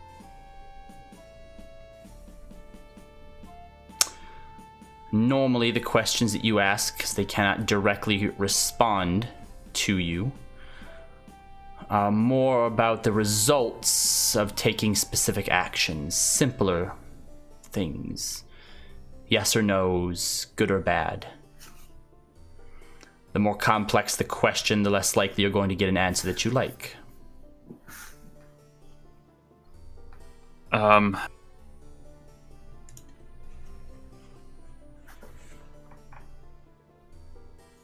Will your wife ever believe me? She balls your fist or your hand into a fist and squeezes some of the blood out, and you watch as it splatters down into the bowl. And as she waves her hand over it, you watch as these droplets and these splatterings move and start to coalesce and twist into different sort of shapes and runes or fonts. They mean nothing to you, but you watch as she inspects them.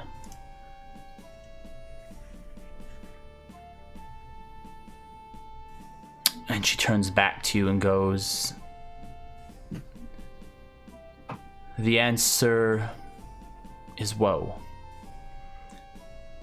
Trying to leave the wife will only yield bad results. I thought he can only say yes or no. Yes or no, good or bad. He said that leaving her will be bad. Essentially. So what? I'm supposed to just take on this man's life? Is that another question you'd like to ask? I didn't realize I could ask more than one. Give me a moment.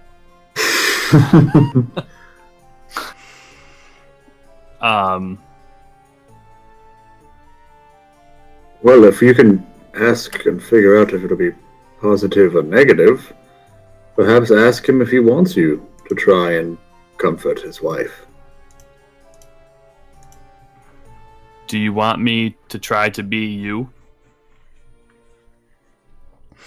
She waves her hand above the bowl, and you watch the blood that's already in there seems to just seep into the bowl, and it's suddenly clean, void of any blood. And she squeezes some more down in there, and you watch again as they sort of curl and change form. Different from the last time. This one is a bit more difficult to interpret. This is both weal and woe. The results could be good or they could be bad. Well, that's cheating. Of course it could be good or it could be bad. Would your friend like to wait outside while we finish? Andrin, please be quiet. I'm helping. He won't have another outburst. Those of Timora are usually pretty boisterous. They never quite learn their manners. I have manners. Andrin, please.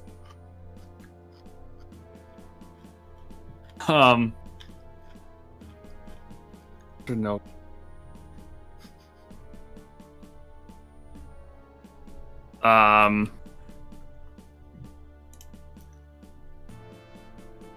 Fuck, man. Yeah.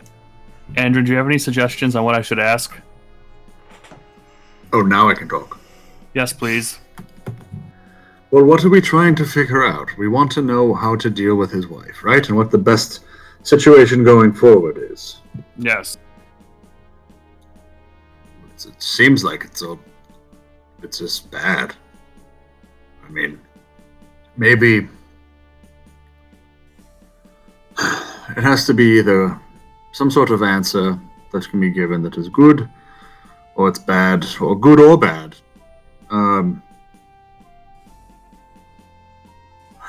We want what's best for her and her family, and them to be able to accept this loss. So, ask if he thinks she would be would it be better if she actually believed him to be dead? Because then we'll know if it's worth trying to do that or not. Would it be better if that she believed that I'm dead? Okay. That he's dead. So you go ahead and do it again. And the result that you get is woe. Ask if it would be better if she believed you were alive. Is there any good outcome to this situation we're in?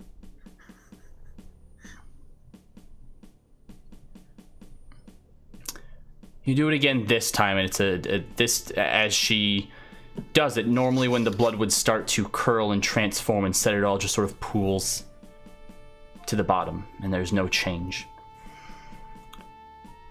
There's nothing from that. The results aren't especially good or bad in this case.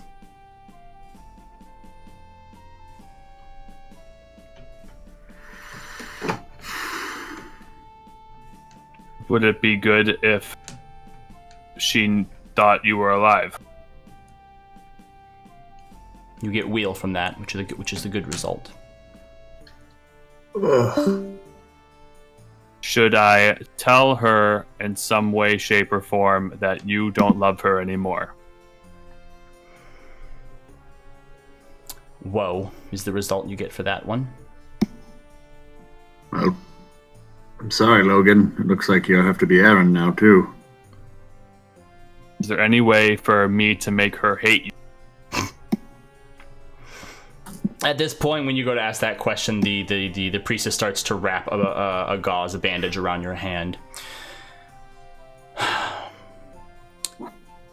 The situation that you're in, and I don't just mean with this body, but overall, the rebirth that you experience, it's a curse. One that you've obviously been living with for quite some time. And the responsibilities that you take on with each new form, each new body, is just that. It's part of it. You must learn to live with it. And judging by the company you keep, and again, just your general demeanor, I don't think it would benefit you or the family to try and pretend that you are someone you are not. But you took over this family's father, husband. They are your responsibility now. Whoa, he just died. We didn't do anything about that. There's no way to prove it has anything to do with what was in the basement or what wasn't in the basement when he was working down there. What? Nothing. Never mind. I appreciate your help, I suppose. What was your name? When one becomes a priestess of the Raven Queen, as she gave up her identity when she ascended, so too do we give up ours. Fair enough. Ugh. Let's go, Andoran. I've left already. Oh. No, it's fine. I realize that true convictions are something that is difficult for the followers of Tymora to adhere to. We are not going to talk about true convictions inside here, are we? It's a lot simpler to just flip a coin, I'm aware. There is more to it than that. Have a good day.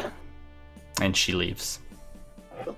She thinks she's so cool. No name. Iceberg. There's no- I like this temple better than Tymora, Andoran.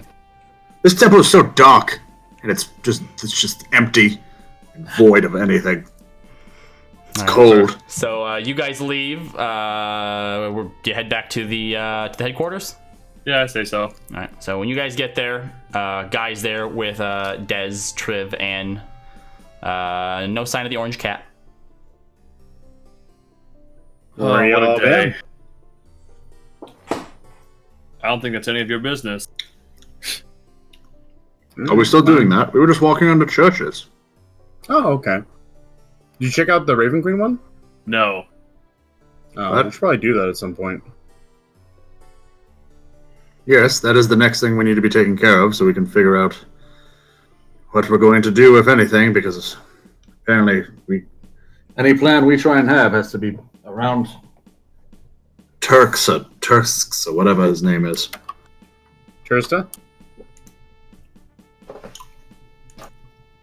Where's everyone else? That guy? I don't know. They've been gone just like you guys have been? Sorry, I was trying to figure out what to do with Aaron and his family. Get any good results? Nope. Seems like the best thing to do is just nothing or something, because it could be bad or it could be good. So there was no advice given. No. Don't do things and things will happen. Things could be bad, things could be good. Well, Promi, what happened the last time you took over the little gnome body? I just pieced out. Well, you woke up in the gnome body underground, which is how you came across Andrin. Oh, yeah. This person, fortunately, didn't have strings attached.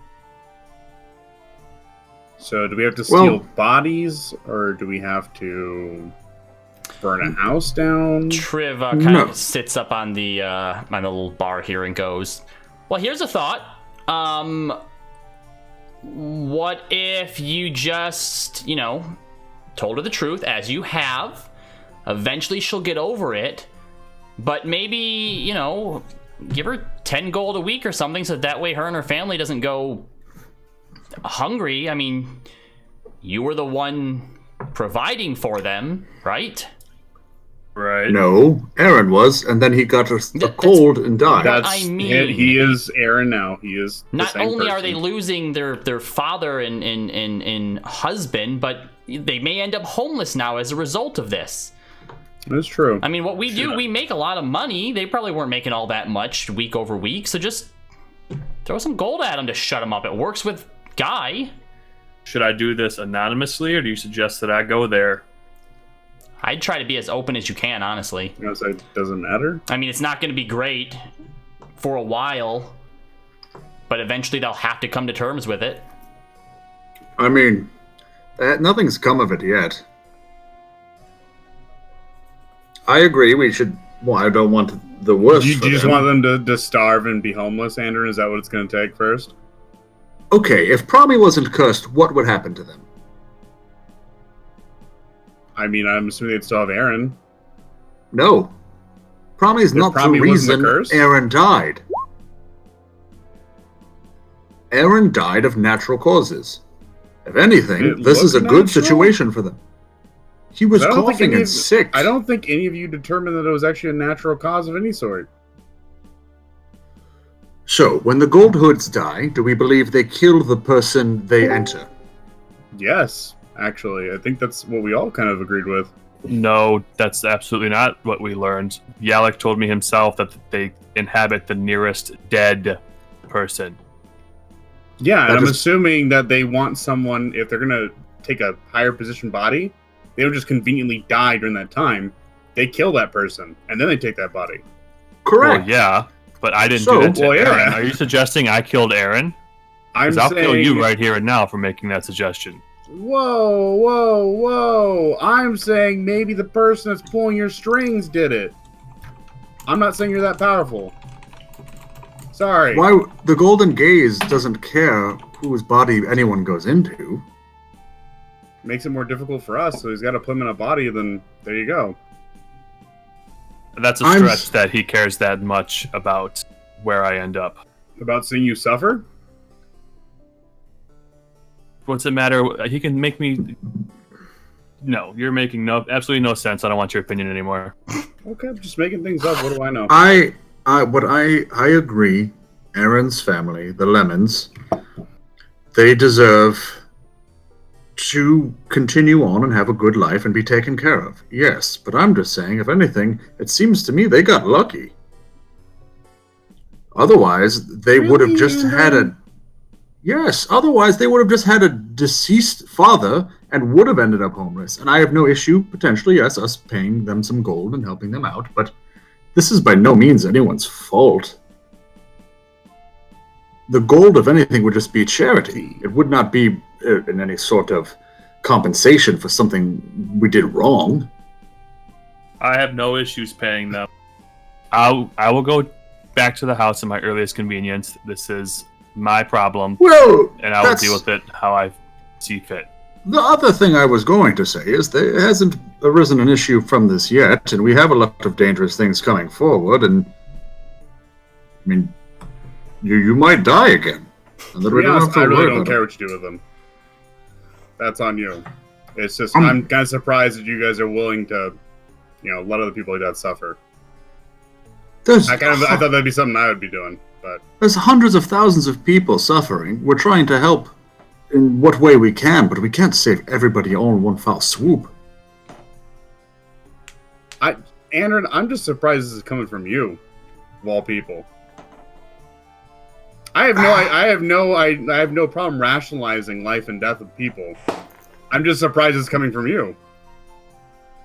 I am not taking a negative or pessimist stand here. If anything, Timora I'm probably not had saying a... it's pessimistic. I'm saying that you're taking a realistic stance on it, that people live and die all the time. So what's the matter? It's not that it doesn't matter. I'm just saying the fault should be placed where it Kinda what it belongs, sounds and that's on the Golden Gaze. Okay. All right. All right, so Levix and Drea, are you near Drea? Drea got up. Yeah, I saw that. So, all right. Oh, there it is. All right, No. so you guys wanted to go look for Yace Valorwind. Yes. All right, go ahead and make an investigation check. I'll give her advantage. Mm-hmm.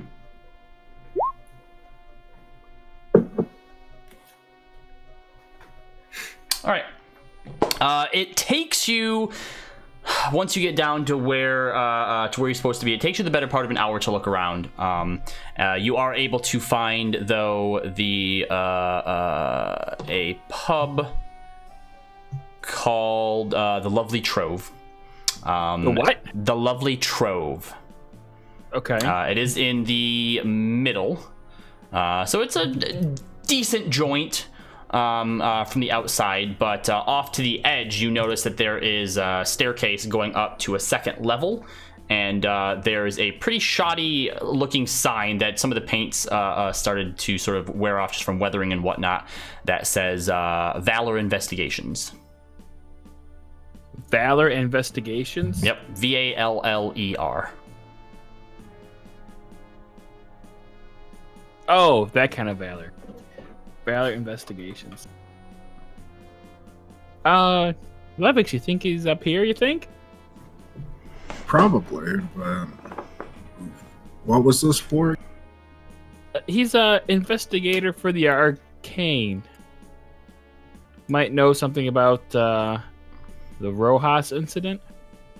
Oh, that might be interesting for you. Let's go scope it out, I guess. Yeah, maybe. All right, yeah, let's knock on the door. All right, are you redisguising yourself? Yeah, I'll disguise myself as my normal disguise self. Okay. I'll go ahead and do that again. It's probably been an hour.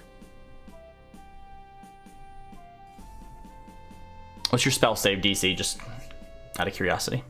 It is 16. Okay. All right, so you go up and you knock on the door, and you hear some noises from inside, some shuffling of stuff. You hear something bump, and oh, fuck, damn it, and some, more shifting and whatnot. And after a couple minutes, you hear something get close to the door. Yeah? Who is it?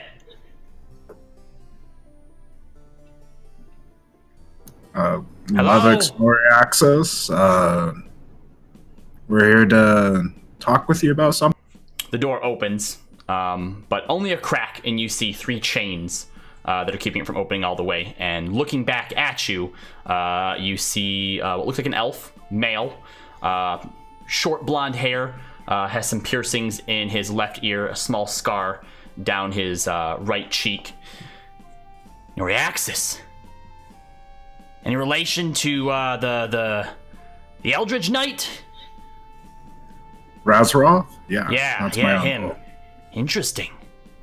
You're so famous, Levix. What do you want?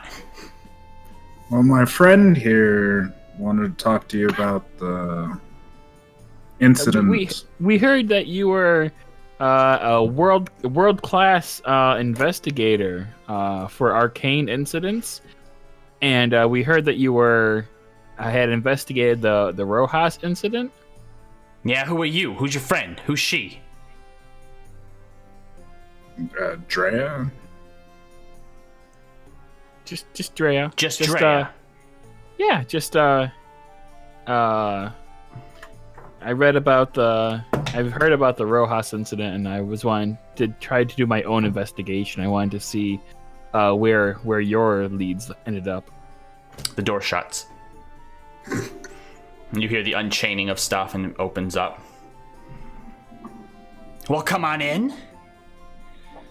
Go on. So as you guys enter, it's two sort of bedroom apartment. From where you are here, this sort of seems to be like an office area of some sort. There's a desk, there's papers and notes pinned all over the wall. We're talking like Charlie from Always Sunny meme like stuff going on.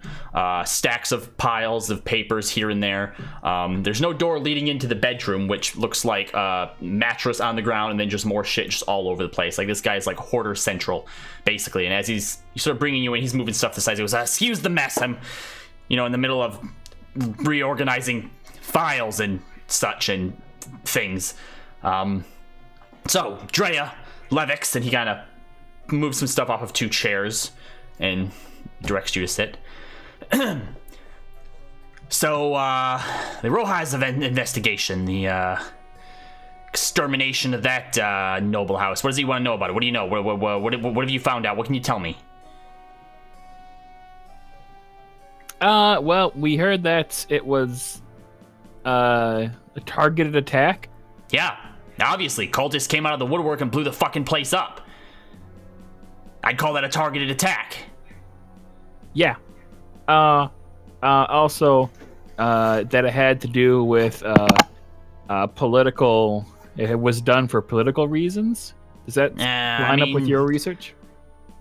I have my suspicions, sure, but nothing that can really be proven. I mean, obviously, their death and the destruction of their estate definitely pushed the public teleportation transit plan into motion. But I mean, what to say that it was a direct that's what they were aiming to do? There's nothing necessarily supports that. What would the cultists care?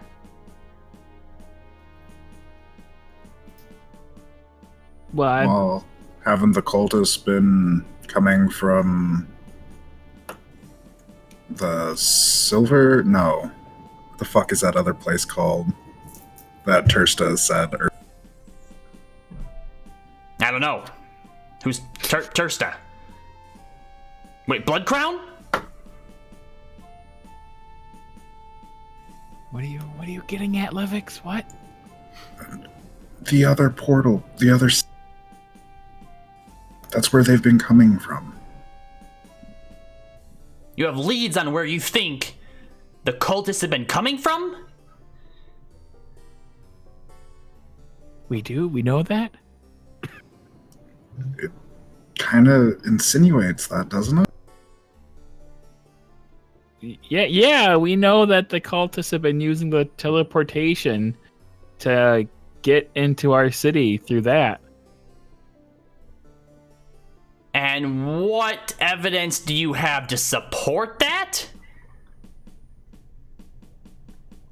Well, clearly it's a matter of it makes it if the public teleportation is a thing, then the cultists will be able to more easily flow. So it just makes sense from their perspective. He sort of leans back on his desk with his arms crossed. All right, well, first of all, I don't know that I believe that the cultists are coming through the portal from the other cities. Now, you're not wrong that if they were, having public teleportation definitely would make that easier. But if they're currently coming through, then that means that they must have some sort of connection at the top of the mountain, since that is very tightly monitored by the authorities up there as well as the council. And if that was the case, then why would they need public transportation if they have people at the top of the council that's helping them smuggle themselves in anyway? It's pure conjecture. I don't think you have any evidence to support that.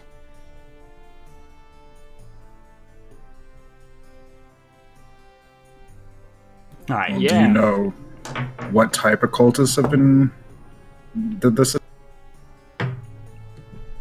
I did what? The Rojas attack? Yeah, that was the blue. Part of the cult of creation. They're into, arcane stuff and blowing people up. They kidnapped, what was her name? The Wrathwall girl, a few months ago. Had carved some stuff into her. Oh, yeah, we heard about that when they captured something, Wrathwall. Yeah. My personal theory on it is that the runes that they were carving into her, they were trying to make her a living bomb. A living bomb? Yeah, send her back I home. don't think so. Send her back home, blow her up inside the mansion. Be the Rojas estate all over again. Is that how the Rojas estate blew up? Is from a person bomb? I have no idea. So isn't that just pure conjecture as wasn't well? a whole lot left.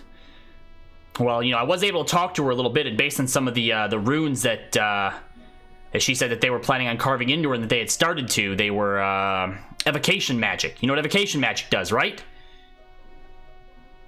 It can do lots of things, but generally it blows up. It goes boom. Yeah, that's right. Has there been any survivors of the Rojas family that you found? No.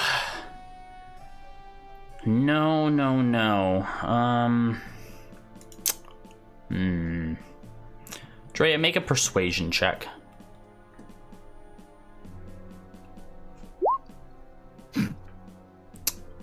Nice. Cha-ching. Look, I have no way to prove this. Alright, there's been nothing so far that I've seen or heard that would suggest one way or another, but I personally believe that the Rojas are still alive. What makes you say that? I literally just told you that I don't really have anything saying one way or another that proves it. But why would the cultists target this particular family, destroying the entire estate, killing them all off, and then suddenly this plan that they had been trying to move through the console, that had been being stonewalled by half, now suddenly gets put forward? I mean, look, it's great for their legacy, but I don't see what was in it for the cult, right? The cult is all about destroying the entire city, wiping it out in hope that the gods or whatever will come down and reorganize and rebuild everything into a nice, cozy paradise. So what do they get from just blowing up one family? Plus, they never found any bodies. Now, granted, a lot of it was vaporized. I get it. I don't know, it seems all a little bit too convenient. Even their daughter, who should have been in school at the time, vanished. Gone. Where'd she go? Maybe the parents caught wind of it, grabbed her, and they've all been in hiding since then. That makes sense. But again, nothing to prove it, pure conjecture. All just theories right now. That's really interesting. That's a lot. That's way more information than we have. So, yeah, obviously, because I'm the investigator here and I don't know what the hell you are. Interested parties is all, I suppose. All right, so you come here to my office, to my place of business, to my home. I give you information. What exactly is it do you need? You got a case? You want to hire me for something? Because if not, you're wasting my time. I mean, we were just talking. I figured that because it was so long ago that most people didn't really care to talk about it anymore. So I figured you might have wanted someone to bounce theories off of. So what is it you two do? Mr. Levix Noriaxis and Just Drea? Why does this interest you so much? I mean, we're somewhat of adventurers. We go around and save. We're actually the people that saved Synthena way back when. So. No shit. So shit. Huh. Interesting. And I don't think they were using Sathena for a bomb, because most of those ruins correspond to actual necromancy.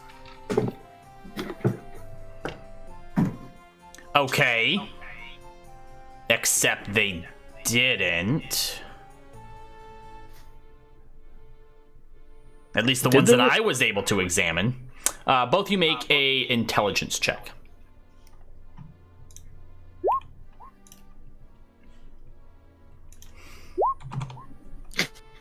So smart. Yeah. All right. So, Drea, you remember that... I am echoing through somebody's... It's their Andrew. Of course it is Andrin, damn it.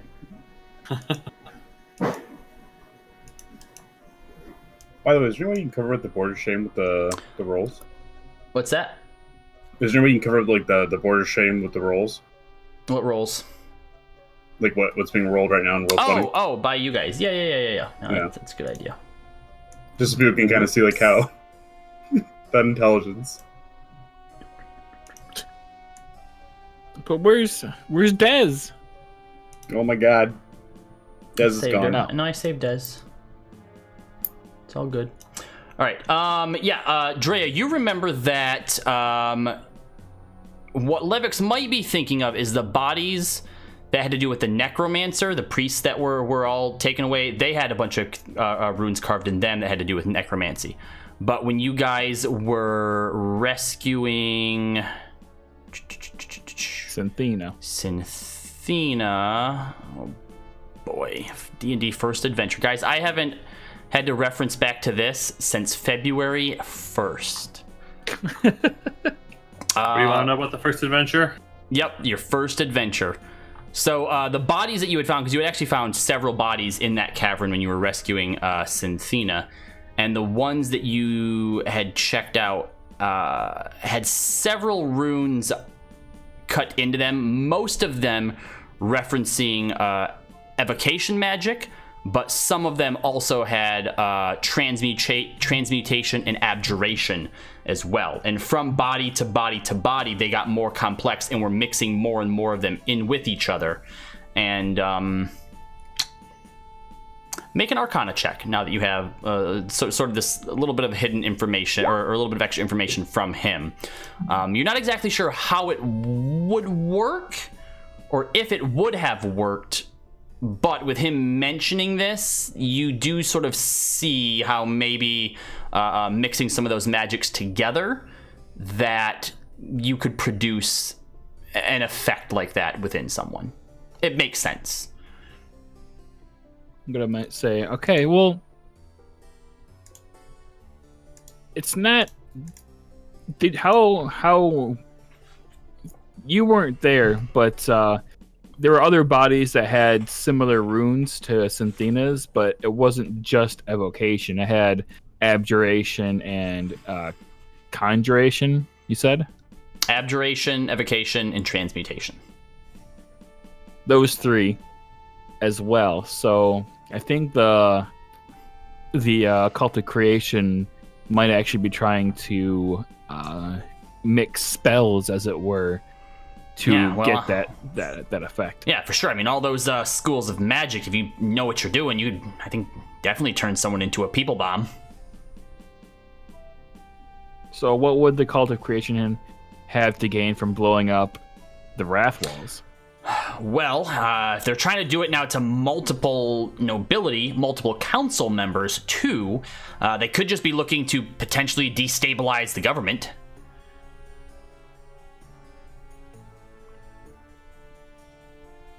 True. And then the Rojas were the unfortunate first target. Could be.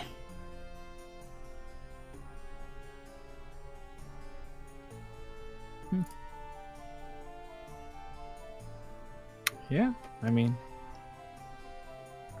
it's how long ago was it? It was like 3 or 4 months, right? Or 6 That months? this happened, month and a half? From blowing up the Rojas? Oh, from that? No, that was about 5.5 months ago. Okay. All right, well, look, Have you noticed any other attempted attacks since...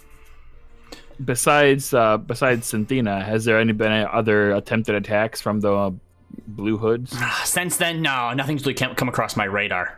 The other things that I've been sort of keeping my eye on is mostly been, petty theft of magical items, stuff like that. Nothing as high priority or high profile as, a noble family getting their estate wiped off the face of the mountain. Right. Although there was some necromancy mumbo jumbo that was going on down in the shallows, but I read some group of adventurers took that out. If you believe what you read in the Merry Minstrel magazine, which 9 times out of 10 you can't, but sometimes they get lucky. Yeah, that magazine, it's full of disreputables.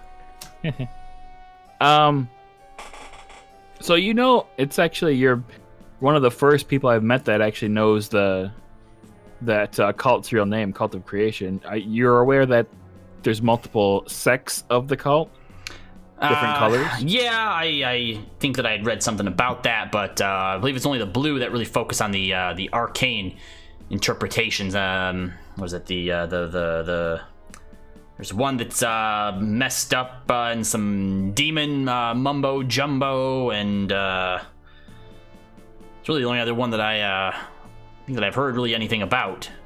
Real quick, Robbie, does the Cult of Creation, do they work together, or are they largely independent within the colors? From what you've read from Promi's notes from the journal, is that and from what what's his face Yalakin told you, is that the cult basically started to bifurcate into these separate sects that sort of each had a different way about going about doing what it was that they wanted to do.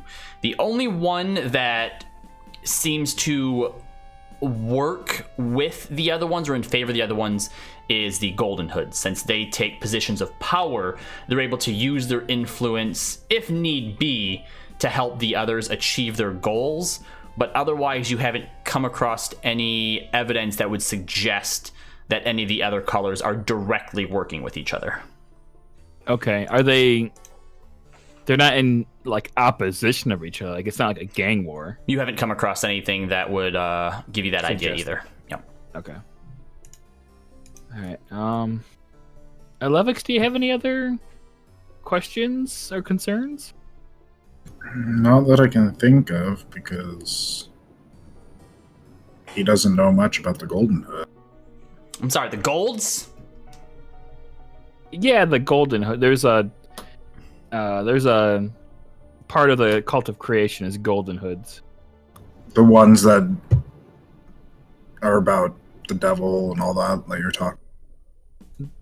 No, the Golden Hoods are the ones that are like they're like all about the strange rituals, and they they actually kind of body snatch people. They actually like are kind of like abduct people and like place themselves in positions of power. So they might be the ones that are able to smuggle Blue Hoods through the other towns. It's interesting. He starts asking a bit more about the Golden Hoods. Do you share the information that you have with him, or do you want to? we'll share everything except who exactly is the golden, like who is actually body snatched. So we're not gonna tell him about, or I'm not gonna tell him about the Turst walls. Tursta. Blood crown. The blood crown. So you basically we're not tell gonna him what you know without giving specifics that involve you. Right, exactly. Okay, Levix, I need you to roll an intelligence check to see if you put your foot in your mouth again. Jesus. I'm kidding. You don't have to do that. But Andoran. All right, so yeah, you guys talk to him a little bit about the Golden Hoods. He's super interested. He starts like taking notes, and you see him going over and like looking at some stuff on the wall. He doesn't say much more to you or really necessarily connect anything, but he does seem very intrigued and excited about it. And eventually, after 30-40 minutes kind of talking and conversing, he goes, all right, well, this is it's been enlightening. It's a lot of new information, not necessarily what I'm normally looking into, but this could be some big stuff. So I'm not going to charge you for my time, but I do need you to get the fuck out. Oh, okay, that's cool. Does Levix, have we done anything really with Red Hood so far? Wasn't that the guy in the shallows that we I'm did? going to say, according to the story that I had read in that magazine, the necromancer down there apparently had a red hood. Oh, that's right. It's been so long.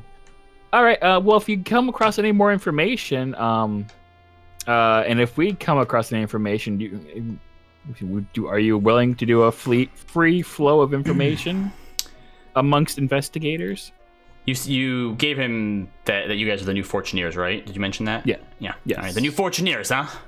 Where can I Yes. find you?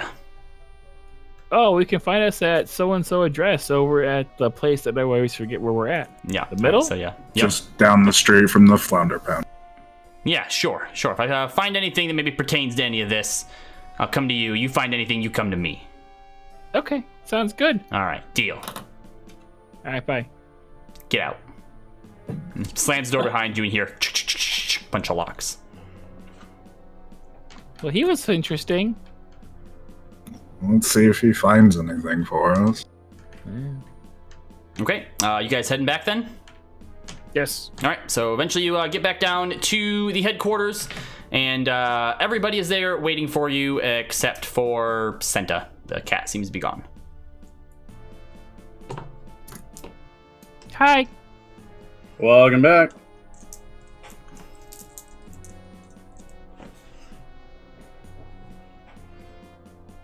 All right, so everybody goes to bed. Hey, then real for the quick, day? Robbie, how many days from now is the Umbratil's next class? Oh, yeah. It's the top of the week, but I don't know when we are in the week. So let me see here. Would that be Fire's Day? Or is that Thunder's Day?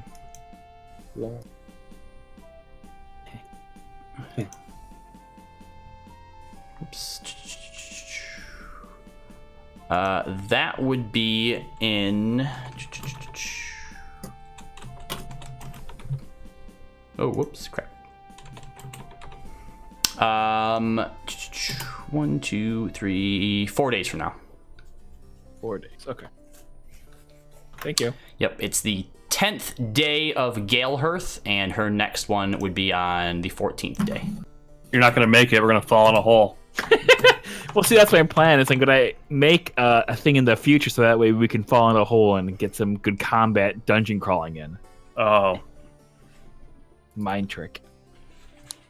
Yeah, we met with a couple people. We tried finding that we know of a scholar who is knows about the relics of Trell and might be able to shed some light on it. So we have a meeting with her, so to speak, in a few days. Awesome.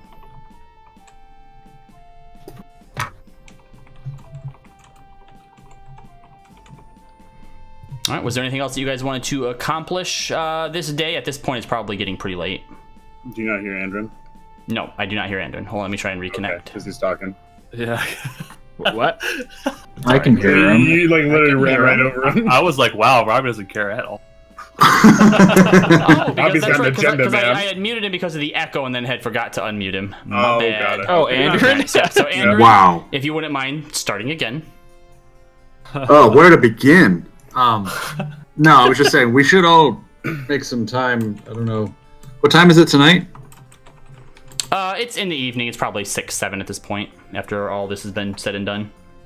Do we want to try and go look around that abandoned temple to the Raven Queen up in the It's all the sky? way. It's all the way in the Cloud District. Well, we need to do that Wasn't- in the next. I will scout it out because I don't trust any of you to do it. I Let's- think And Adriana Adriana gonna do it. she would find us a way into it, so Yeah. I trust We're her. good. I hate all this just sitting around and waiting for us to be put in front of whatever we need to do and kill. We're not sitting around. It's called planning. Proper Okay, preparation. what is our plan? We need to find out about the location first. You guys are figuring out how to take souls out of bodies, aren't you? No, we're Well, Terst is supposed to be getting us Nope. supplies for that, Yep. but Well, maybe we should pick up our own supplies just in case. I do need to see Boomer to see if he got me any of that sleeping gas. To make our jobs a little bit easier. You know, we'll say that during the day, Des, since you were in the house the whole time, that you could have went to Boomer to ask about that. He has one canister for you that is basically the sleep spell, but in a canister. So, One sleep spell. Is it gaseous? Yep. So it breaks upon con? Mhm. Gas, sleep spell. Well, just put we sleep, have this. sleep gas. Yeah. we have this. All We right. have something. We need to plan our plan of attack. We need to know entrances, exits. Yep. Are we aware of any guards that will be there? Any of their types? It's abandoned, isn't it? Yeah, the church is abandoned, so they're That doesn't Theoretically, mean shouldn't that the gold anyone cloaks do it. won't bring reinforcements. Oh no, the Golden Cloaks would probably be there. I thought she meant Raven Queen people. No, They're the worst. Have you been drinking again? I don't think so. I personally Nope. enjoyed my time with the Raven Queen. Well, Oh, you It's went a to the little Raven creepy, Queen? but I may have been converted. Oh, that's I feel cool. like you're doing that just to spite me. I've actually seen the Raven Queen. I've never met Timora. Where is she? She's a real. We're not getting into this right now. Yeah, we're kind of busy. I'm just saying. It sounds like the Adrian Guild's gonna have it all scouted out though. So I don't know. I'm- I think we just do it. I know. I'm just saying, the less I feel we have a say in anything that's happening, the less I trust what we're doing. I think Makes we're sense. better. I think we're better How's at it get winging done? it. I Yeah. think we're better at winging it than we are at retconning it. I don't often agree with Logan, but this one I agree on. Yes, but what I'm saying is if we're just the patsies that are going to be set up to go do this thing, and then it's all going to fall through and blah, blah, blah. We just do it Yeah, right. but what are the chances that Adriana would do a sin like that? Well, I mean, she did go... What?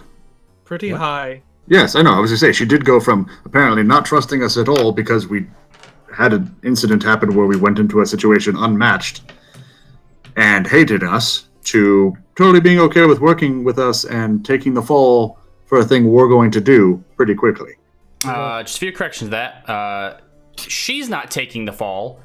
The other guild Oh, is yes, taking that's the right. fall. So Guild. she's actually Yes. going to benefit from this. And Yeah. the reason she gave you another chance is actually because Dez talked her into it. You're welcome. I understand all of it. It's just these people work in secrets. Look, And- Andrin, how about you just do what you do best at night and go drink yourself into a stupor and shut up? All right? I've walked around a lot today. I'm trying to hydrate. I have just water right now. I'll see you in Kind the of a morning. healthy I'm going to see decision. what I can find out tonight when I walk up. Need any Okay. help? No? Okay. That's fine. Whatever. All right, so I'm gonna Dez, go drink. what are you going to do then?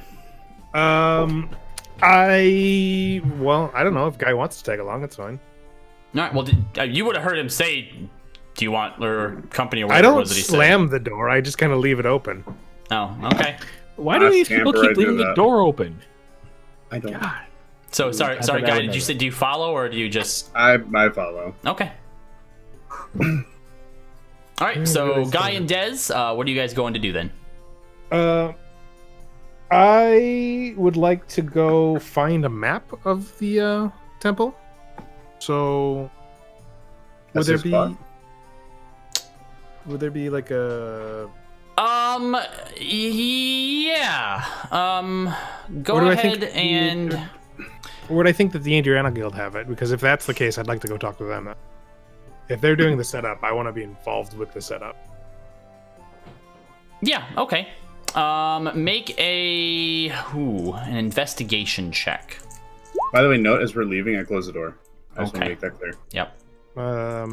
I also tell this to Guy, so if he has any information about where we could find a map, because my investigation is shite. Well, there, you could potentially try and look for like a city planning building and see if they have something for it. But the Adrian Guild might also. The problem is you don't exactly know where the Adrian Guild is located. Yeah, they actually burned move? down the last. Their They most burned recent the safe house. bastards. Yes, the most recent safe house that you guys knew about was Bastards. burned, and it's been long enough that you had since you've worked And with now- them that you don't know of any. This is in the active places. metaphorical sense, not the physical sense. The building is still available. It is They just just left. burned. Yes, and they are not there. Yeah. Alright.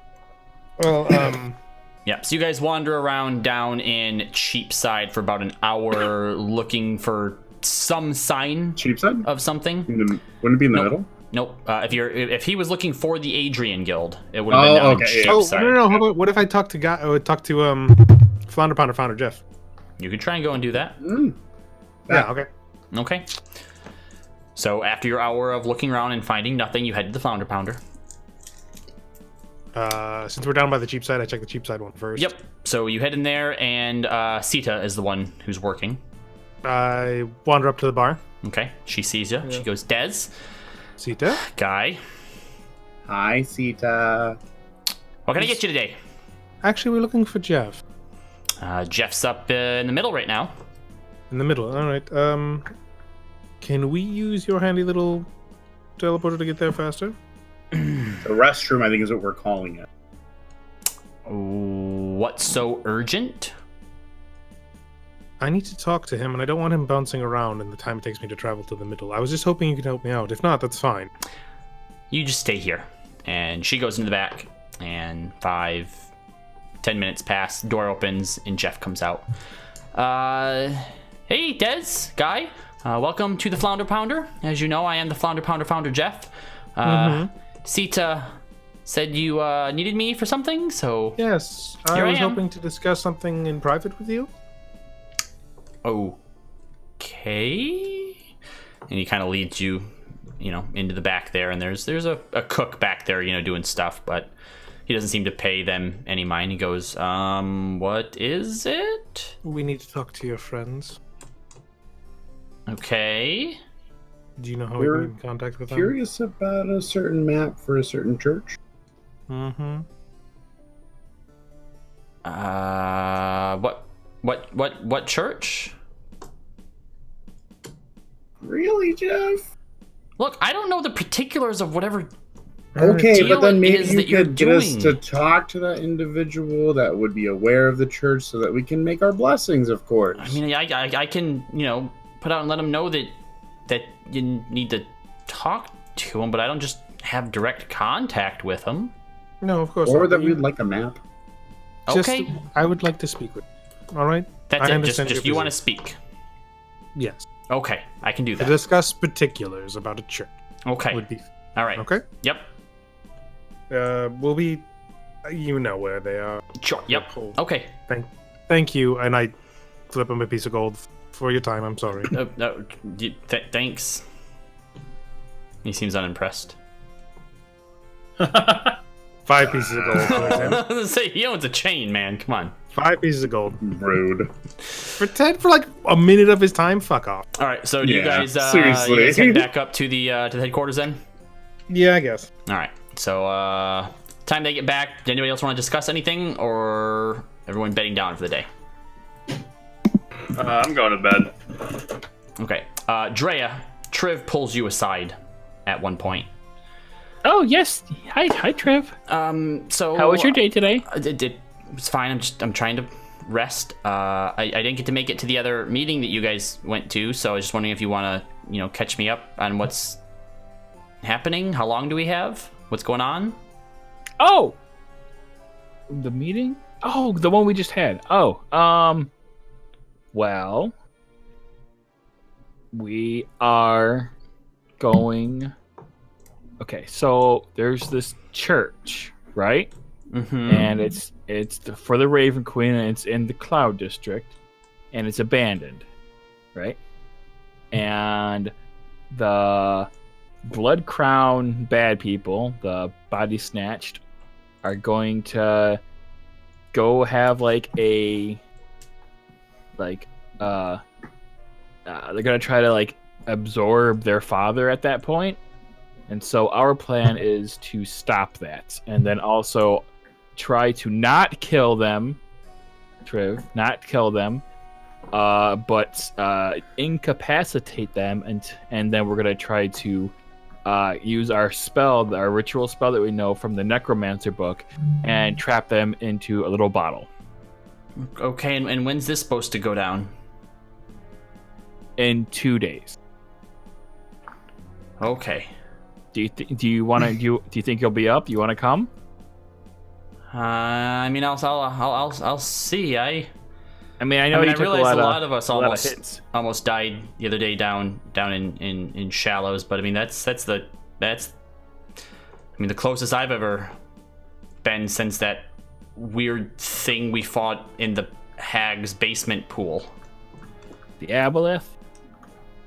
I don't know that you guys would have known what that was, but yeah, I am very researched, very knowledgeable.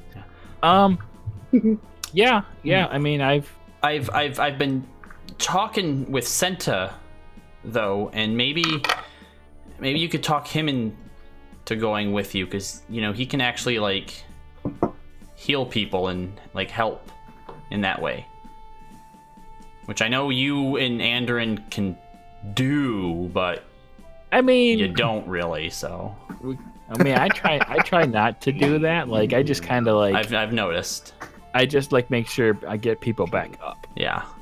I'm not much of a real healer. I'm more of a emergency slash try to make sure they don't die in the first place. Well, he seems to be really good at it and likes helping people. So.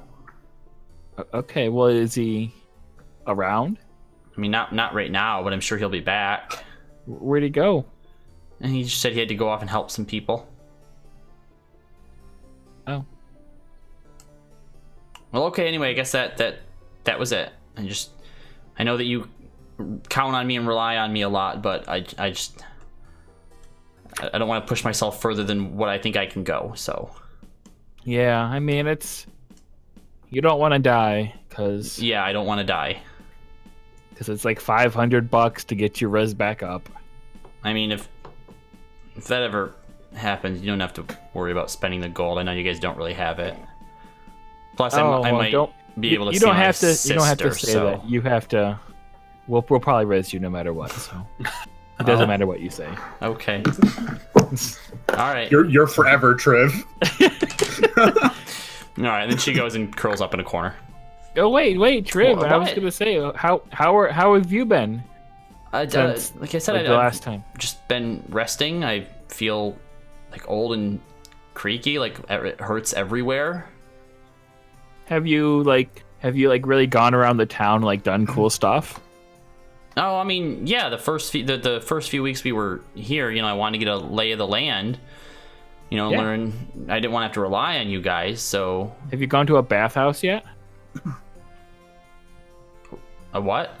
A bathhouse, so you can like wash and like get all rejuvenated and have like a spa day. Spa? What's that word mean? It's like sitting in hot water and relaxing in the steamy air. We'll have a girls' night. We'll get all the girls together and we'll have a spa day together.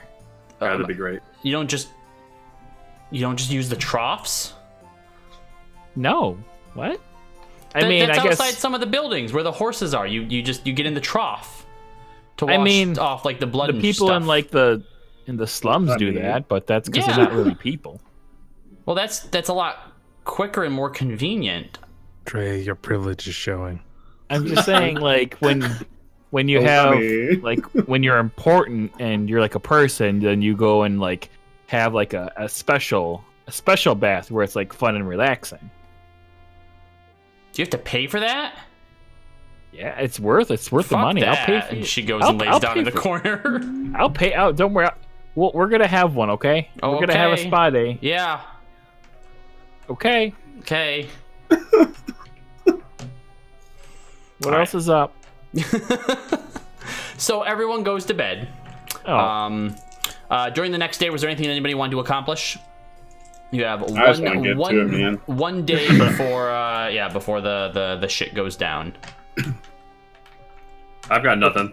All right. Because Okay, so I'm gonna I don't go even know to how a we're gonna get to temp- the Cloud District. So I'm gonna go to a temple of the Raven Queen. So during the day, there is a knock on your door. Come and knock on our I'm door. gonna go answer the door. Someone get that. Yep. We should really not have Guy be the one answering the Yeah. door. So No Guy, offense, Guy. you answer the door, and you actually recognize the Yeah. guy on the other side. This is the person who's been accompanying Adriana to each of the meetings. Human, medium build, has a strong poker face, very chiseled features, and a scar above his left eye. Tan You're that skin, one creepy guy with the face. short brown hair, and like these really striking green eyes. And he's carrying a box, and he just drops it in front of you and goes, What That's race it. is it? "Human. Human. Okay. That's everything you should need." It was on the list. We don't have like a code word, or do you want to pretend like we're having coffee? I'm just dropping off a delivery. All There's right. also some city plans in there for the temple. Thanks. What was your name? Were you there at the door? Yes. Well, I'm not at the door, but I'm downstairs. and I see am him. now.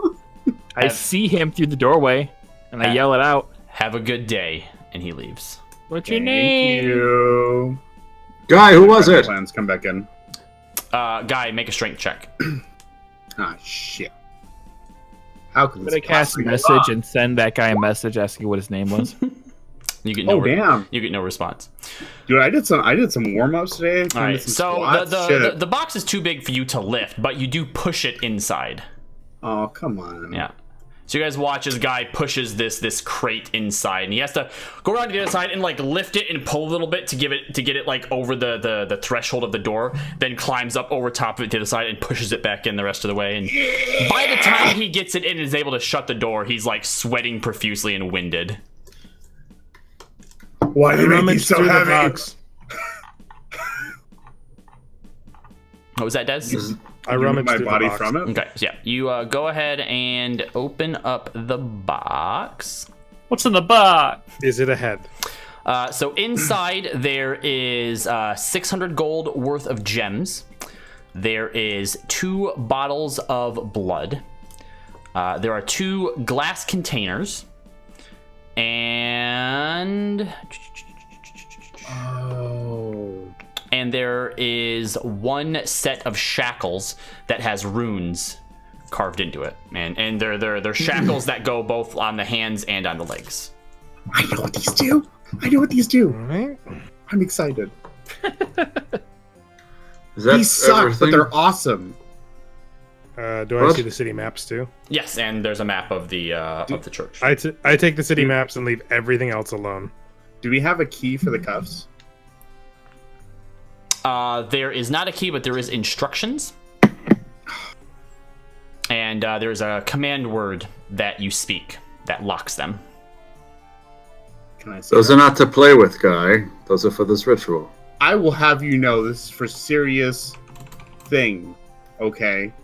But seriously, what's the code word, Robbie? The code word is Ed Helen. Ed Helen? And Is does this it where- state if that removes them or if it just initiates the magic? When you Blocking. when you pick up the shackles and you say it, you watch as the runes glow, and you're not able to open them. You say it again, the runes stop, and you're able to open them. Oh, okay. So they only open when you close, or when you say, or Yep. they only open when you turn them off. Does anyone speak Elven? Not anymore. Sylvan. Bastard. Yes, I Alright, do. So when Guy's over here, like muttering the word off of this paper, you recognize it as the Elven word for prison. Ah. That's what the shackles are? Yep. All right, Logan, well, let just me be- test this real quick. What'd you just No. say to me? I want to test something real quick. Guy, I swear to God, if anything that we got in this box gets used on any one of us, it's going to be a decision that you greatly regret. It could be important we to not know do if it this will block because you're early? the only gold hood close to gold. I am hood. not a gold hood. Okay, you're not a gold hood, but you're like kind of one. So it's kind of like Boys, You have their Boy, powers. dull gold. Yeah, Boys. right. So we should kind of test this to see if it even works. You've got Why- powers too. You just don't know how to use them because you're too I'm fucking saying, dead. Logan, you literally derive your magic from the same place the gold hoods do. Would it not make sense to at least test it real quick and see if it does anything to you? No. Why- Triv raises why her would- hand and goes, actually, that is a great idea. We want to make sure these work on people with your power set. No. Yeah, he's not wrong. Why would they not work? We can take them back off. I'm not gonna like just leave them on you. I need you to be useful. I try to take their manacles. Yep. And I need you to be useful, guy, all the time. No, I try, but yeah. All right. I heard him say Ed Helen. Promi, Yep. Logan, whatever your name is. What if we make Guy sit in the other room and someone you trust What, a am I little bit gonna more does smile it? and laugh? Yes. Like, it's just Yes. Jesus. Fine. If you will Yes. get Logan to put him on, I will go in the other Go to your room. Go to your room and shut the door. Shoot, Fine. shoot. I take the Whatever. manacles. What was that? Give Why him a would hand. the Give him to What's Andrew. that? What was that? I said I take the manacles from Guy. Okay. And Guy goes upstairs. I walk over to Logan. Give him to Andorin. why would the manacles not work on somebody? It's just better to know beforehand. Wouldn't it suck Yeah, if we you- slap them on there and, oh, for some reason these Golden Hood guys are immune to it because their magic is more powerful? Yeah, right. It's called being prepared. That's not. Is that how magical items work? They just stop working. Imagine if you the- had to make a sacrifice or someone might die if they have to get those manacles on and then they get them on. Guys, It's an shut the awkward door. situation. Shut the door. You're in Put the trouble. goddamn things on. I'm closing the door. You guys hear the door shut. Actually, them. the one. To Andorin. All right, Hey, here's give your it to boyfriend Andrew. Andrew, here's your manacles. The one thing that might be interesting is probably when I put these on, try and cast a spell. Yes, that's literally the point, Andorin. I thought they were just to keep somebody restrained. I wasn't aware They're that's what they were trying to. magical! Yeah, magically restrained. I hear Triv Oh and I'm my like, gosh. no, you idiot! It was when I was in magical prison. I asked him to get those particular manacles. Guy, shut up. Go in the corner. I can't hear him from upstairs. What's he saying? I'm gone now. Will you please put the Something about manacles sucking on dick. Promi, Logan, whatever. All right. Are they open? Yes. Currently, yep. Are they open? Yep. Okay. I put them on. Okay. All right, now you gotta say the magic word. Abracadabra. No. Ed Helen. Who? Ed Helen. Who is that? Say the word. Ed Helen. And you watch as they glow and snap shut around Promi's wrists and ankles. Who's Ed? It's not important. It's a word. Are these his? Hey guys, you how know what I think? Real quick, before I try and cast a spell, I think I need the proper motivation to cast a spell. So you guys should call Guy back down here, and I'll cast a spell on him. No, just use Just- Eldritch Blast. We know that's the only thing you know how to. I can't just use it for no good reason. Sure Yes, you you can. I've seen you do it for no good reason. Fine, worth a shot. Is there a roof somewhere he can cast on? You Eldritch see if Blast. he can hit Eldritch, me. Eldritch Blast at the front door. yes, you try to Eldritch Blast and nothing happens. Oh, so you can't cast magic with those on. That's very useful. Do we have two of those or one of those? One. All right. Aren't So we we going have. to find two of these people?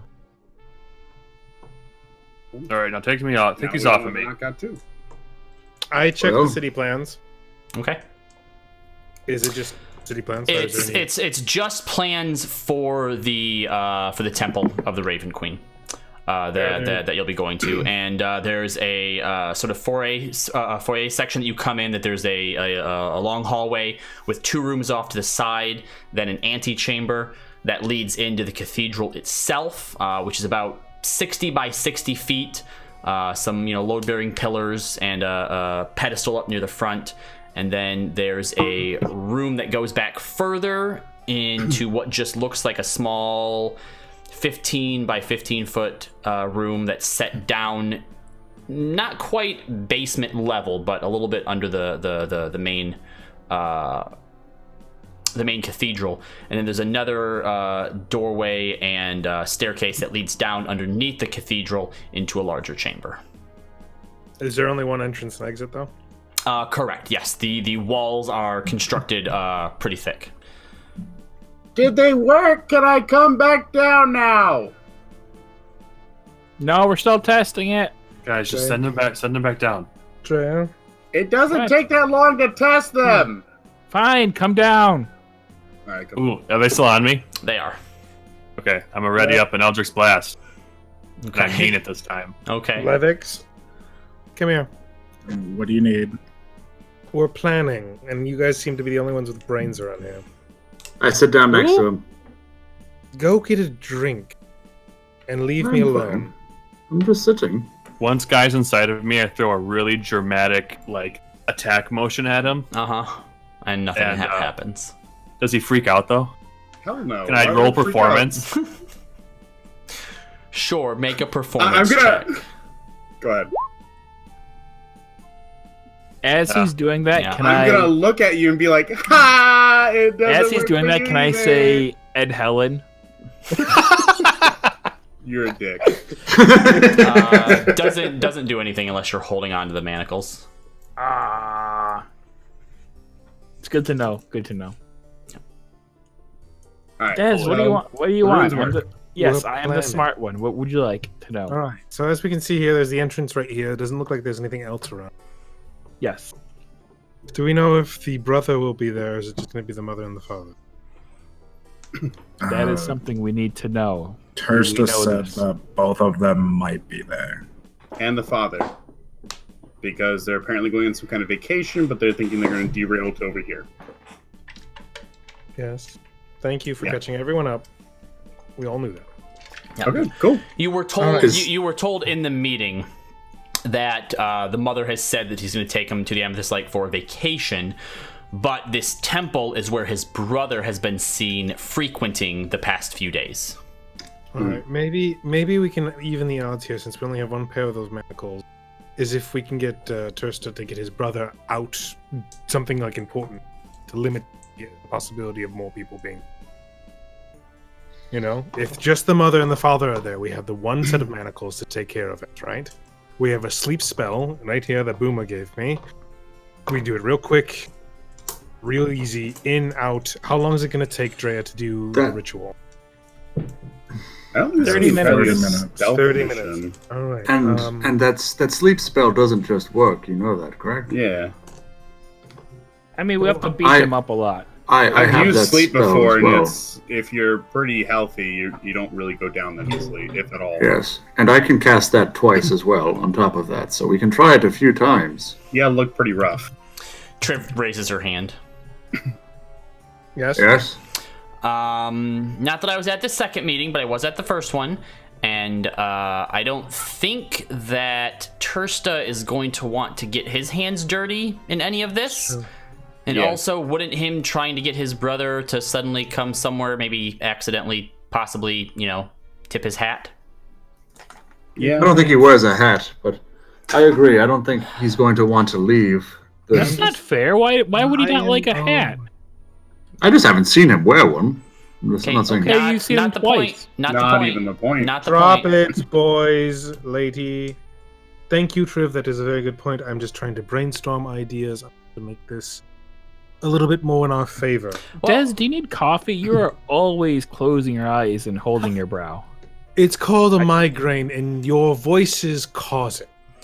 So I think we should have two people Said magic. that are stealthy and sneaky. One person with the manacles and one person with the sleep thing. So if one person gets stopped, you still have the other one that can do something. Triv raises her Well, hand Then it again. makes the other one considerably Triv. easier to do. You have top priority over everyone speaking. You just go ahead and talk, and we'll have everyone else shut up. Okay, manacles are cool and all to put on something so that it can't cast spells. Now, I'm not a magic expert here, so correct me if I'm wrong, but you need to be able to talk and, do hand things like this to cast spells. Some cases, Right? yes. Okay, so what if we chop off their hands and cut out their tongue? Sure. That's what I've been That saying. is easier. We're gonna kill them anyway, right? But you have to No, close well, that distance where they that's are actually very- really strong at to do that. Very insightful. Well, I'm just saying, we beat them down like we normally do, but then instead of killing them, because Drea made it a point to let me know not to kill them outright, instead of killing them, we chop off their hands and cut out their tongue. So I'm just curious, why didn't we do that the first time when we almost died to that other guy? Because it's actually really hard, and it sounds a lot easier just to do that, but then it's not very easy to implement. Because, guy, we almost died to that first guy. Yeah, Triv, when you're in That's like the the point, thick is of you're the trying to close the moment. distance to do that. It's Triv. kind of hard to do that. I love Who's the casting outside Firebolt? thinking. I'm just in the background casting random. You know Firebolt? Every time those rooms go up, Yeah. nothing's Why? going to happen. Well, another potential thing here, since we only have one set of these, it might be wise to try and separate the two, to Dez's point, but in a way where we have one of them chasing a group of us, and then the other ones try and get these manacles on one person, knock them down a bunch, put them to sleep, take the manacles off, and then worry about the other one. I think we I should mean- use to sleep on one person, the manacles on another person. And if We need be, can- we can do the two, because if not, we got to figure out how to get the other person down. Well, Well, if should we we have also... any blunt weapons, we could also just attempt to, like, knock one unconscious and not, like, cave in their skull, too. Well, if We we might die from that, though. if we do knock them out, at least not too fatally, looking at Triv, we can stabilize them and keep them unconscious. But what In I'm Triv's saying defense, we didn't actually know we wanted to keep them alive. All of us. I'm aware. It was kind of... We didn't figure out until we were already fighting and that it was the Gold Hood. But non-lethal attacks also a thing in plus- this? Huh? Is non-lethal attack still a thing in this? yes. Okay, cool. Just want to make sure. Yes. You just have to say it. If you guys are ever fighting something and you let me know at any point during the fight that Yeah. I don't want to kill this person, then the whoever gets the final blow, if they let me know that at some point, then it won't be It knocks 'em out. fatal. Yeah.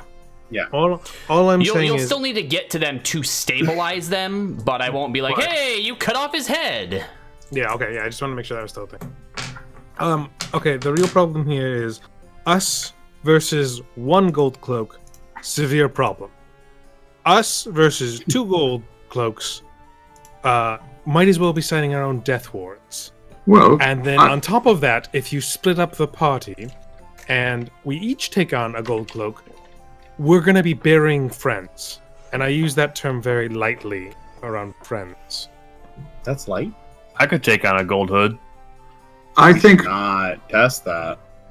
I was fine the last time we dealt with one of them, and I get it was just a circumstance type thing, but if we know the layout of this building, and provided Tursta's brother probably will as well, we could at least just prolong it long enough that hopefully people are able to subdue one of them and get the manacles on. Because once we get the manacles on one of them, then it's a more even fight.